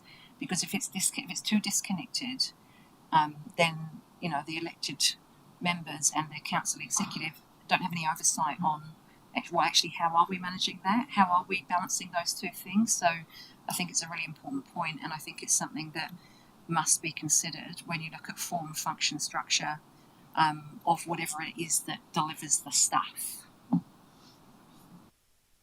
I suppose my final comment, sorry, just drawing on that though, was there was no real differentiation in reading through the document about where the strongest part of tourism was occurring. I mean, we can read through it. I know that I'm going to say anything south of Waitarui Beach turnoff wasn't highly elevated. And so how does the destination management plan help us to identify the needs south of Waitarui? Because, certainly when I canvass people and say, what brings you to Levin? What brings you to Oho? What brings you to these places? They really struggle. So it's helping us to identify what is that need, what is the draw card that brings people, who wants to bring people here, or what can we do to attract more to areas that aren't getting that type of vocation we want to see. No, it's lovely. It's wonderful, and I get to press a button. So when we look at the recommendations in particular, the one that kind of addresses that is the market development plan, and I'm conscious of talking about a plan on top of a plan, right? But it's just really, it's just representative of where you are as a destination and the work that would be ahead of you in order to attract more people to the right places. So I think we'll cover it. If we don't, then I'll make sure we do. Cool. I'm just conscious of the next meeting after us. So I'll just touch on central government landscape. We know we're working in an uncertain environment, and we anticipate that a conversation in the future at a certain point will need to happen. But our contract with our community is that we said we deliver destination management, and so we're continuing to deliver that. I think it's important to note that MB's tourism growth roadmap signals a stronger emphasis on economic growth and infrastructure, and that it's clear that that is the responsibility of local government to deliver. Central government is looking for co-investment, for capacity or boots on the ground, and for commitment. And our job is to increase our visibility nationally and across the sector so we're well positioned for future opportunities and partnerships. I had a conversation with the CEO of the Regional Tourism Organisation last week, David Perks, and I said, what's your read on central government and where they're at, and what's your read on funding, and where do you think we're positioned? And he said that it's, at the moment, the sector is talking a lot about bed levies, and the minister is talking to places like Airbnb, and it would need legislative change. But what that could mean, if legislative change was made, is that at the moment they're talking about a 2.5% bed levy that would be placed at time of booking at accommodation provider, and that would go back to local government as an additional form of revenue. For us locally, that would mean $4 million annually. And so that's the sort of conversations that are happening at a national level that we now get to be a part of, because we're well aware that we need to look at external revenue opportunities as well. So yeah, that's probably all I'll touch on in terms of central government landscape. Can I add to that, please? So, and I don't envy local government at the moment in terms of, I guess obviously the changing landscape that you are facing, and I am no local government expert, so I'll just caveat what I'm about to say with that. But if I look at the direction that I'm seeing coming from Ministry of Business and Innovation through their tourism growth roadmap, it's actually a really good document. It's represented in the DMP, but it's we've changed it slightly. So that document to me shows a very clear path and intention of the space in which they see the visitor sector going over the coming 10, 15 years. And it notes that there is a significant role for local government to play. And then when I look at the amendment bill, I see, the purpose of local government describing everything being removed with the exception of economic development. So, and I don't know what that means, but it means, I guess it's a challenging space to be in, right? And then you have 31 other regions and New Zealand currently funding destination management to the tune of 45 million. So what's going to happen? I don't know what's going to happen, but there will always be a requirement for local oversight and lead of that kind of work that I can see. And if it's going to change, it will change for everybody. And so I think it's important that you have this sense of what your intention is, so that if and when it does change, you can move with it. That's all I'd add on to that.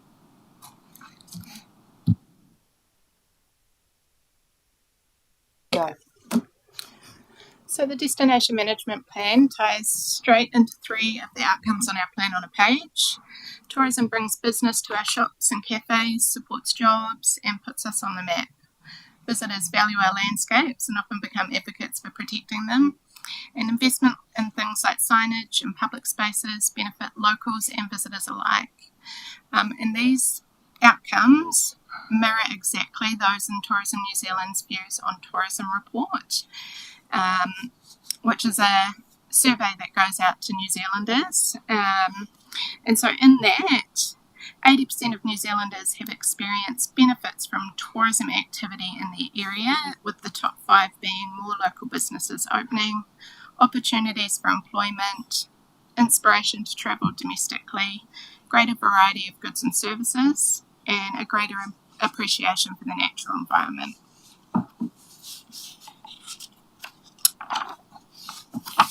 So when I do look at that report, because again we looked at it quite heavily for developing the destination management plan, and I looked at the suite of council strategies, which are actually incredibly solid. It was really amazing to read the work that's in there, and what I saw was a really significant correlation in what we're hearing New Zealanders say that tourism delivers for them. Noted they're not all here, but this is a snapshot across the country, and what I saw as the outcomes that were being sought for local communities. So it was a really beautiful marry up there. And there's a pretty dreadful line, but I think it's useful in that what's good for visitors is often good for residents. Noting your comment there, Justin, around the sort of side effect of it as well. But you want if you want to go and spend a weekend somewhere or spend a week somewhere, then you're more open to wanting to move somewhere. If you don't want to go somewhere for a weekend or a week, would you want to move there? And I think that's an interesting question when we start to look at the difference between a visitor and a resident and how they're actually interlinked. Sorry, the other thing I forgot to mention there as well is that the plan builds on the work we're already doing as a council. So it connects really closely with the other council strategies that naturally shape the visitor experience, things like the strategic recreational framework, Levin Town Centre strategy, and our place-based plans.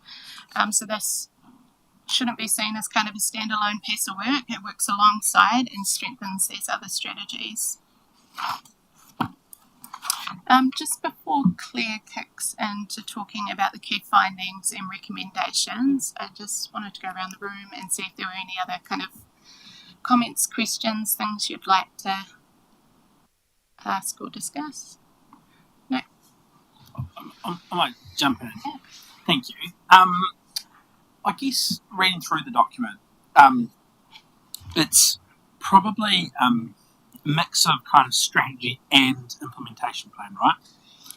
And so I'm kind of comfortable with its makeup and direction, but the thing that's probably missing for me, and it's probably focused on page 43, which is the objectives, is some clearer targets or goals, like really smart, specific, measurable, attainable, relevant, time-bound. And we kind of have it under the growth heading. But in terms of those other headings, I'd really like some really clear, what are we aiming for, so that in a year, 3 years, we can say we've had a return on investment or we've been successful in terms of this plan. These are some examples, and I'm not saying these are the right ones, but I was thinking, obviously the GDP increase is an easy one. Maybe it is something like around bed nights, increase in bed nights, tourism jobs, whether we've advanced that to that point where we've got that tier 1 iconic hero attraction, whether it's some sort of measure around more recognition of us as a tourism destination or a visitor destination. And I think that there's even a question in our resident satisfaction survey around something to tourism. I couldn't remember it and I couldn't find it. But whether there's just, again, some specific things that we can go, yeah, these are the measures or targets we're using, and they kind of are compatible with this, but they'll give us some really clear metrics to say we're making progress, and yet that our investment into this is important and it's translating into results, because the context obviously is central government reform around focusing council on core business, and this might be one of those spaces where there's a question mark over is it core business or not, and what's the value add, what's the demonstrated impact. And so I think by making sure that we're really clear at the front end about what we're trying to achieve, what we're going to use as our measures of success, will hopefully set us up for success. So that's, and it's not intended as a criticism. I just think might be a value add or an enhancement that we could make to just be really clear about how we're going to judge ourselves or judge the district success, because acknowledging that this isn't all just about council, right? There's obviously so many different players and stakeholders, but how do we as a district measure that success? I don't know if that's, hopefully you find that fair. That Sam really aligns with something that we'll mention in our next steps, which would be to bring back an implementation plan, which would include all of those measures of success. So we'd like to put together a one-pager and bring that back when we bring the document. All feedback is a gift, by the way. So, and we've already talked about, I guess, transparency and visibility of how you progress forward. And it's something that we did, and it's going way back in Rupihu days, but we were very clear on what our measures were and how we would report on those. And I think it's super important for, well, not just elected members actually, but communities and industry to see that and feel part of that. Because you're right, council is one component of a very big system. And the market itself is a big component of that system. Central government is a component, and obviously the visitor is a big component. But measures of success are critically important. I'll just add to that too, Sam, because we are absolutely on board with that. I think what we didn't want to do was, you'll see if you look at other destination management plans, they've got a full-on implementation and action plan as part of them. So we thought we'd do that separately because of the budget that we had available. But we're already developing a dashboard to measure destination management and working with our data guys to help us to show the value there. So we're already that sort of in train. So absolutely we can add it to the implementation plan or to this if we need to.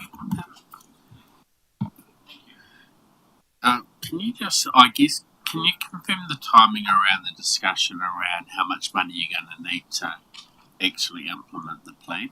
So will that come alongside the plan recommendations, or what does that look like? I'm just thinking about, we've already got a budget line, and that may or may not need to be adjusted based upon the report, which clearly the mahi you've done in this space is at a significantly less than our counterparts. So what would the timing of that conversation look like, and how we're going to fund it would be my next question as well, in terms of, we've had a very similar conversation about economic development. We made the decision for a targeted rate specific to economic development. Is that a pathway for any funding required? So we're making the assumption that the budget that council endorsed as part of the long-term plan is the investment that you're committed to. Obviously, we utilised better off funding in the past, and councillors will recall that they agreed to an uplift in investment in destination management. Any associated budgetary implications, whether that be greater investment or whether that be lesser investment, that is a long-term plan amendment conversation. Any additional investment would require a budget bid through a long-term plan. Obviously, a little bit of the elephant in the room here is about the systems improvement bill and what direction we might need to take from government in time about this work and its relationship with the core service provision. So, yeah, it won't be at the September council meeting that you'll be making any budget decisions.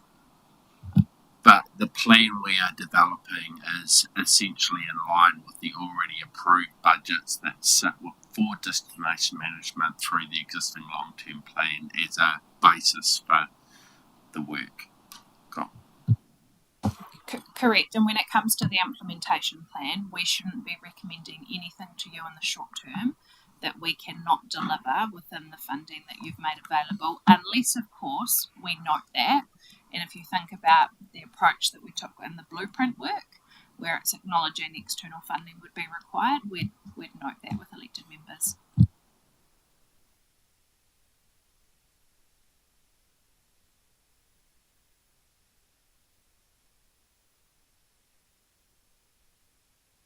Can I just check how much time we have so that I don't accidentally run you over?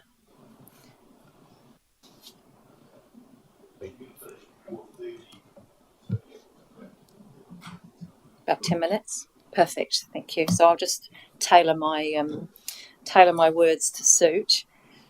And it's great to hear sort of snippets coming out from within the DMP. You know, as someone who's authored parts of it, it's warms my heart. So when we make these recommendations, there's so much, right, that we could put forward within a destination management plan.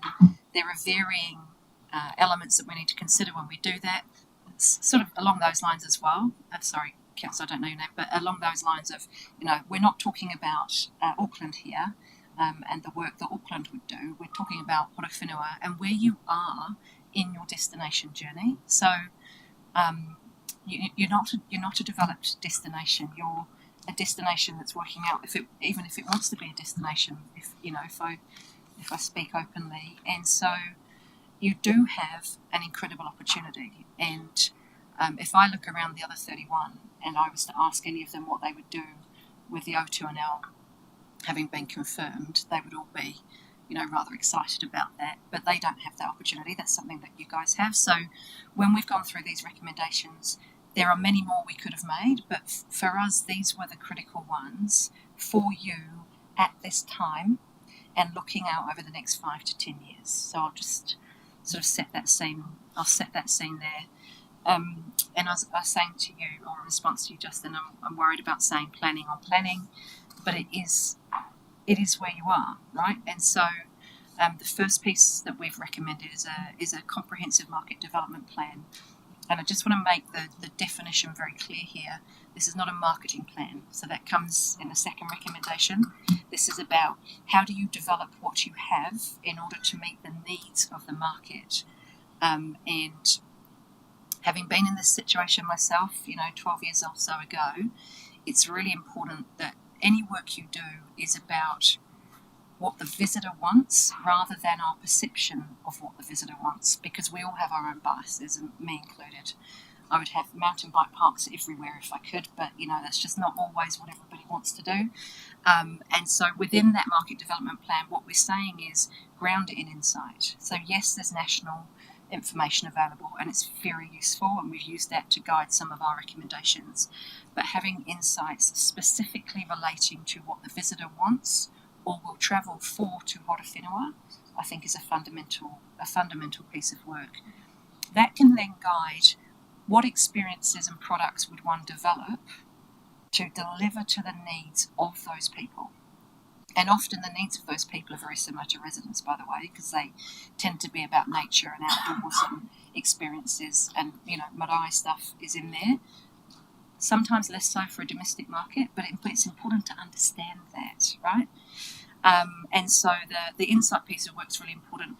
You've already invested recently through the destination work into Market View, which is a great geeky tool to get into to look at sort of data and spend and really interesting metrics. And Sam, to your point, you can track what's happening, so you can look to see how spend is changing over time in response to events. There's all sorts of things you can do. So using information and insights is a really big recommendation within that market development plan. And the second piece that I think is critically important for you, and especially with where you are, is taking a hub and spoke approach to destination management. And what I mean by that is that, and it is referenced in the plan, so the roles of your towns are going to change, I suspect, with the O2NL coming on board. And as an external voice, what we're saying is that it seems that the Foxton Beach area is probably the most comprehensive hub of visitor. Now, it's not to say that Levin and the other beaches and Shannon and all these other places aren't important, but from a visitor perspective, that's what we see as probably the hub. Now, if you're in a position like you are, where you can design a destination, which is where you are at, then you look at master planning for the visitor experiences that naturally fit, say in the Tararuas for nature and adventure, and bring people from one place through a town to another.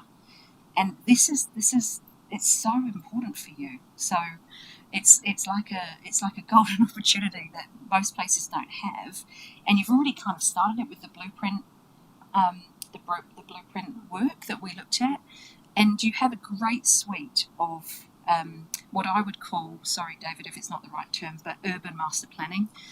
So it's looking at, subdivisions, parks, recs, fantastic.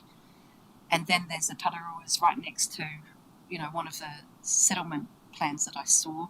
And how would you plan for visitor experiences in and around the existing planning work that is already there? And that's what we're saying in this. So yes, it's planning, but it's planning for the visitor to deliver against or connected to your existing planning framework. Does that make sense? Because I've just said a lot of words very quickly. Yeah? Okay. Off the back of that, one of the other things I think would be super useful, and it goes to the accommodation piece, is once you actually understand where you're going to create the experiences and what those products look like, is helping people understand what's investable into through an investment prospectus, and it ties into economic development. But what we're talking about here is visitor-related investment. It could be central government, it could be local government, it could be private investment, who knows what it is, but people need to understand what the opportunity is. And the experience that I've had is that funding sort of attracts funding, right? So if you're going to invest here, you actually want to know what's going on in and around that to support that investment that you might make as an individual or as a government entity. So that's the kind of main piece around the market development plan. And for me, I think that underpins most of the other recommendations. So the second one is talking about marketing activity. Again, your team here have done an exceptional job of digitalising. Yeah, that's the word. Yeah, digitalising your world. And the great thing about digital media is you can track it, so you can see exactly what's happening, and the increase in performance for spend is phenomenal. And that helps you then see what is it that they're looking for when they get there, what's capturing their attention. And if you combine the consumer insight work with the insights you've already got, then you have a really solid platform for saying, if we invest in marketing activity here, to your point, Sam, it will deliver this return, and this is how we measure it. And if it's not delivering the return, you turn it off and you do something different. Telling the story, I think, is something that also could happen through the sort of marketing and sector development, and the sector is crucially important because they're the ones that take the risk. They are also marketing their own businesses, and so helping the sector be the very best it can at doing its thing is really important. So that workshop was actually really great that you guys did. So the third recommendation we've made is events, and it doesn't get a full page, I appreciate that, but it's critically important. And so if I look at what are some of the top reasons that people travel in New Zealand, it is for events. Events are really scary for the people trying to organise them. You guys have obviously already committed to an events fund, which is fantastic. The government put 50 million into one recently, and again, you couldn't get that, but you will be able to access those kinds of things moving forward. But helping the sort of community or sector-based organisations to deliver those things, I think, is a really useful activity to undertake to make sure that they're successful, and they don't sort of go 1 year and then that you're just not sustainable. So supporting that, I think, is a really smart thing to do. And then identifying funding requirements, and it's always a tricky one, isn't it? This is the challenging conversation about funding. I don't think that conversation is going to go away.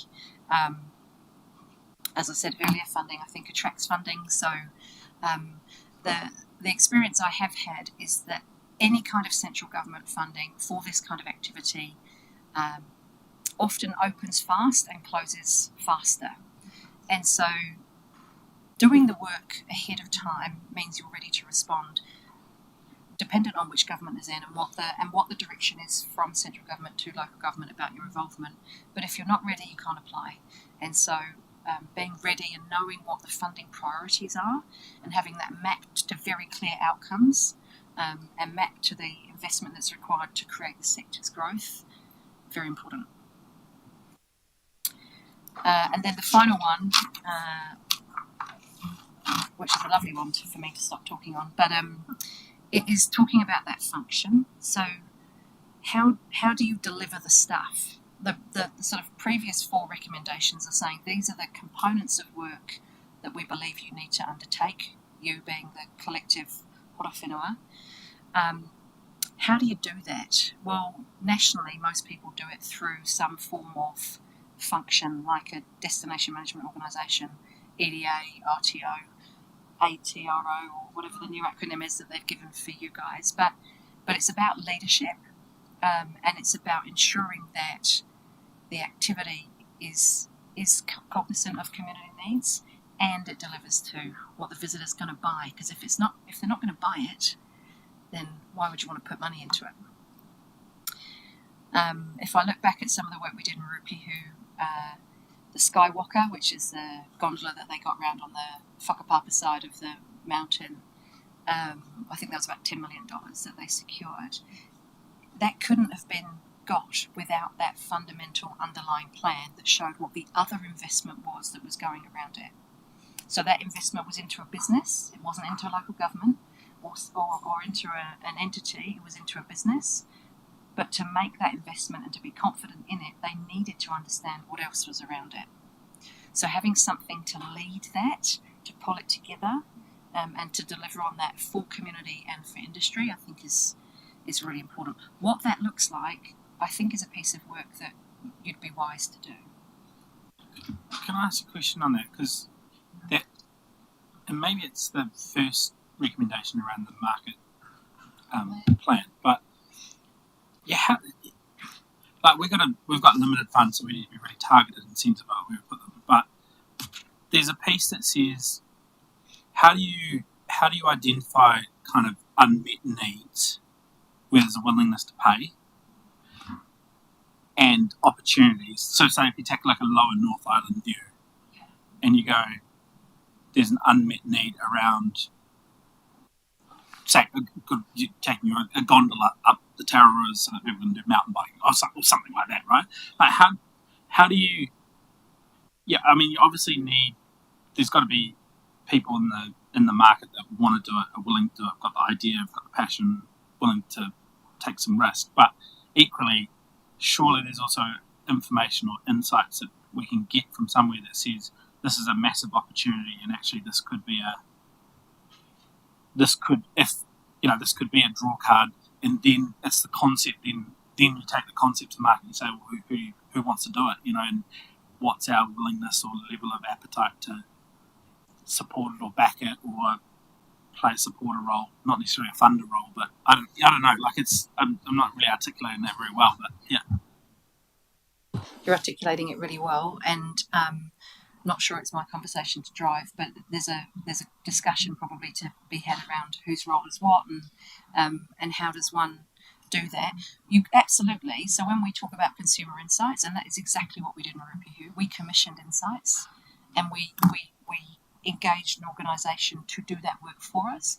And it's not. I mean, this isn't uncommon, right? It's just that it's not necessarily been done here. So if you look at Tourism New Zealand and Air New Zealand, great examples of using insight to drive decisions. So the great selection you can do on Air New Zealand now is seat and bag, flexi.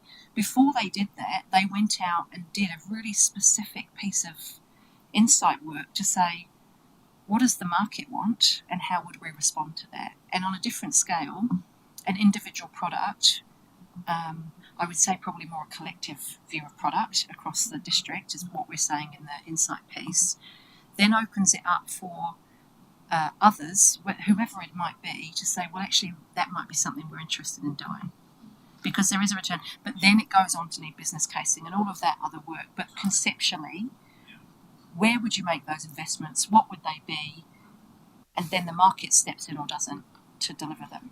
Yeah, because I'm kind of thinking also, just while you were talking, I was thinking of an example like there's going to be an amazing new golf course in Oho, which will attract people who want to play great golf courses. But how do we get the insight and the knowledge to know what do those people as consumers expect beyond golf? Like, are they expecting X level of accommodation, fancy restaurants, other experience? I don't know. That's Yeah, I think that's part of the market research work. But it was interesting. Rowan, who's the president of the mountain biking club, he came along to our capability workshop, and it was really interesting to hear him speak about the Tararua range and the fact that Trig is like the highest point, like its most steepest mountain biking track, steeper than Wellington, steeper than Palmerston, and that actually, while Palmerston are putting a lot of money into their mountain biking trails, ours is so close to our town centre. He talked about our tracks being really unique and really high quality, and just with a little bit of investment could really draw the visitor in. And so we had already started doing some proposition work, like what are our sweet spots as a destination? What are our key propositions? What are our unique selling points? And what are the crossovers between what the visitor sector want? So that's sort of the next step of work that we'll be doing. What sort of infrastructure would we need to bring those propositions or those experiences to life? And then what do we prioritise? Oh, do you want to go? Oh, no, quick word from just thanks for that.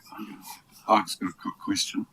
I like your comments around doing that market analysis and making sure we understand what people actually come here for and all that.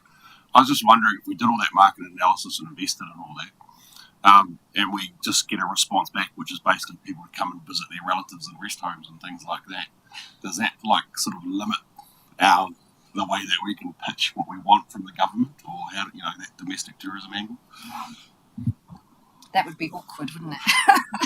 I think the critical thing is that there's two audiences. There's those that already come here, and what do they want, and what would make them come here more often. And then there's those that don't come here, which I think is the critical market, that don't come here, and what would be the reason for them to come here.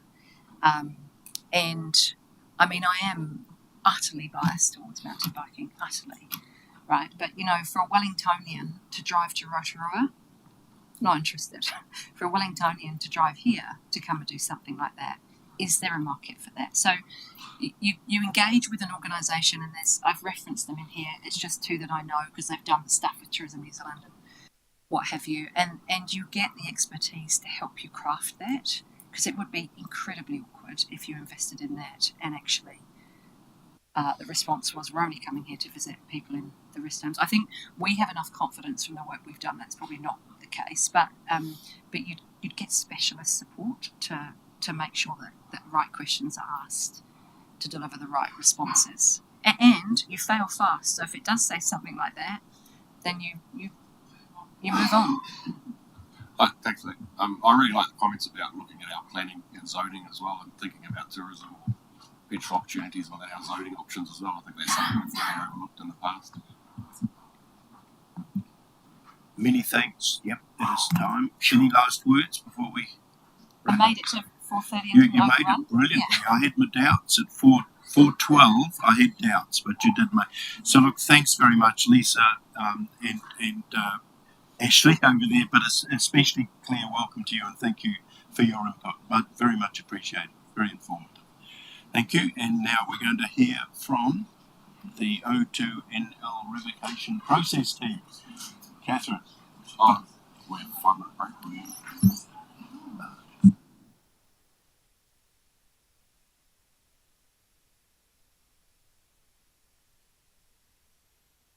It looks like maybe a quick 5-minute break. Yeah. People have voted with their feet, Catherine.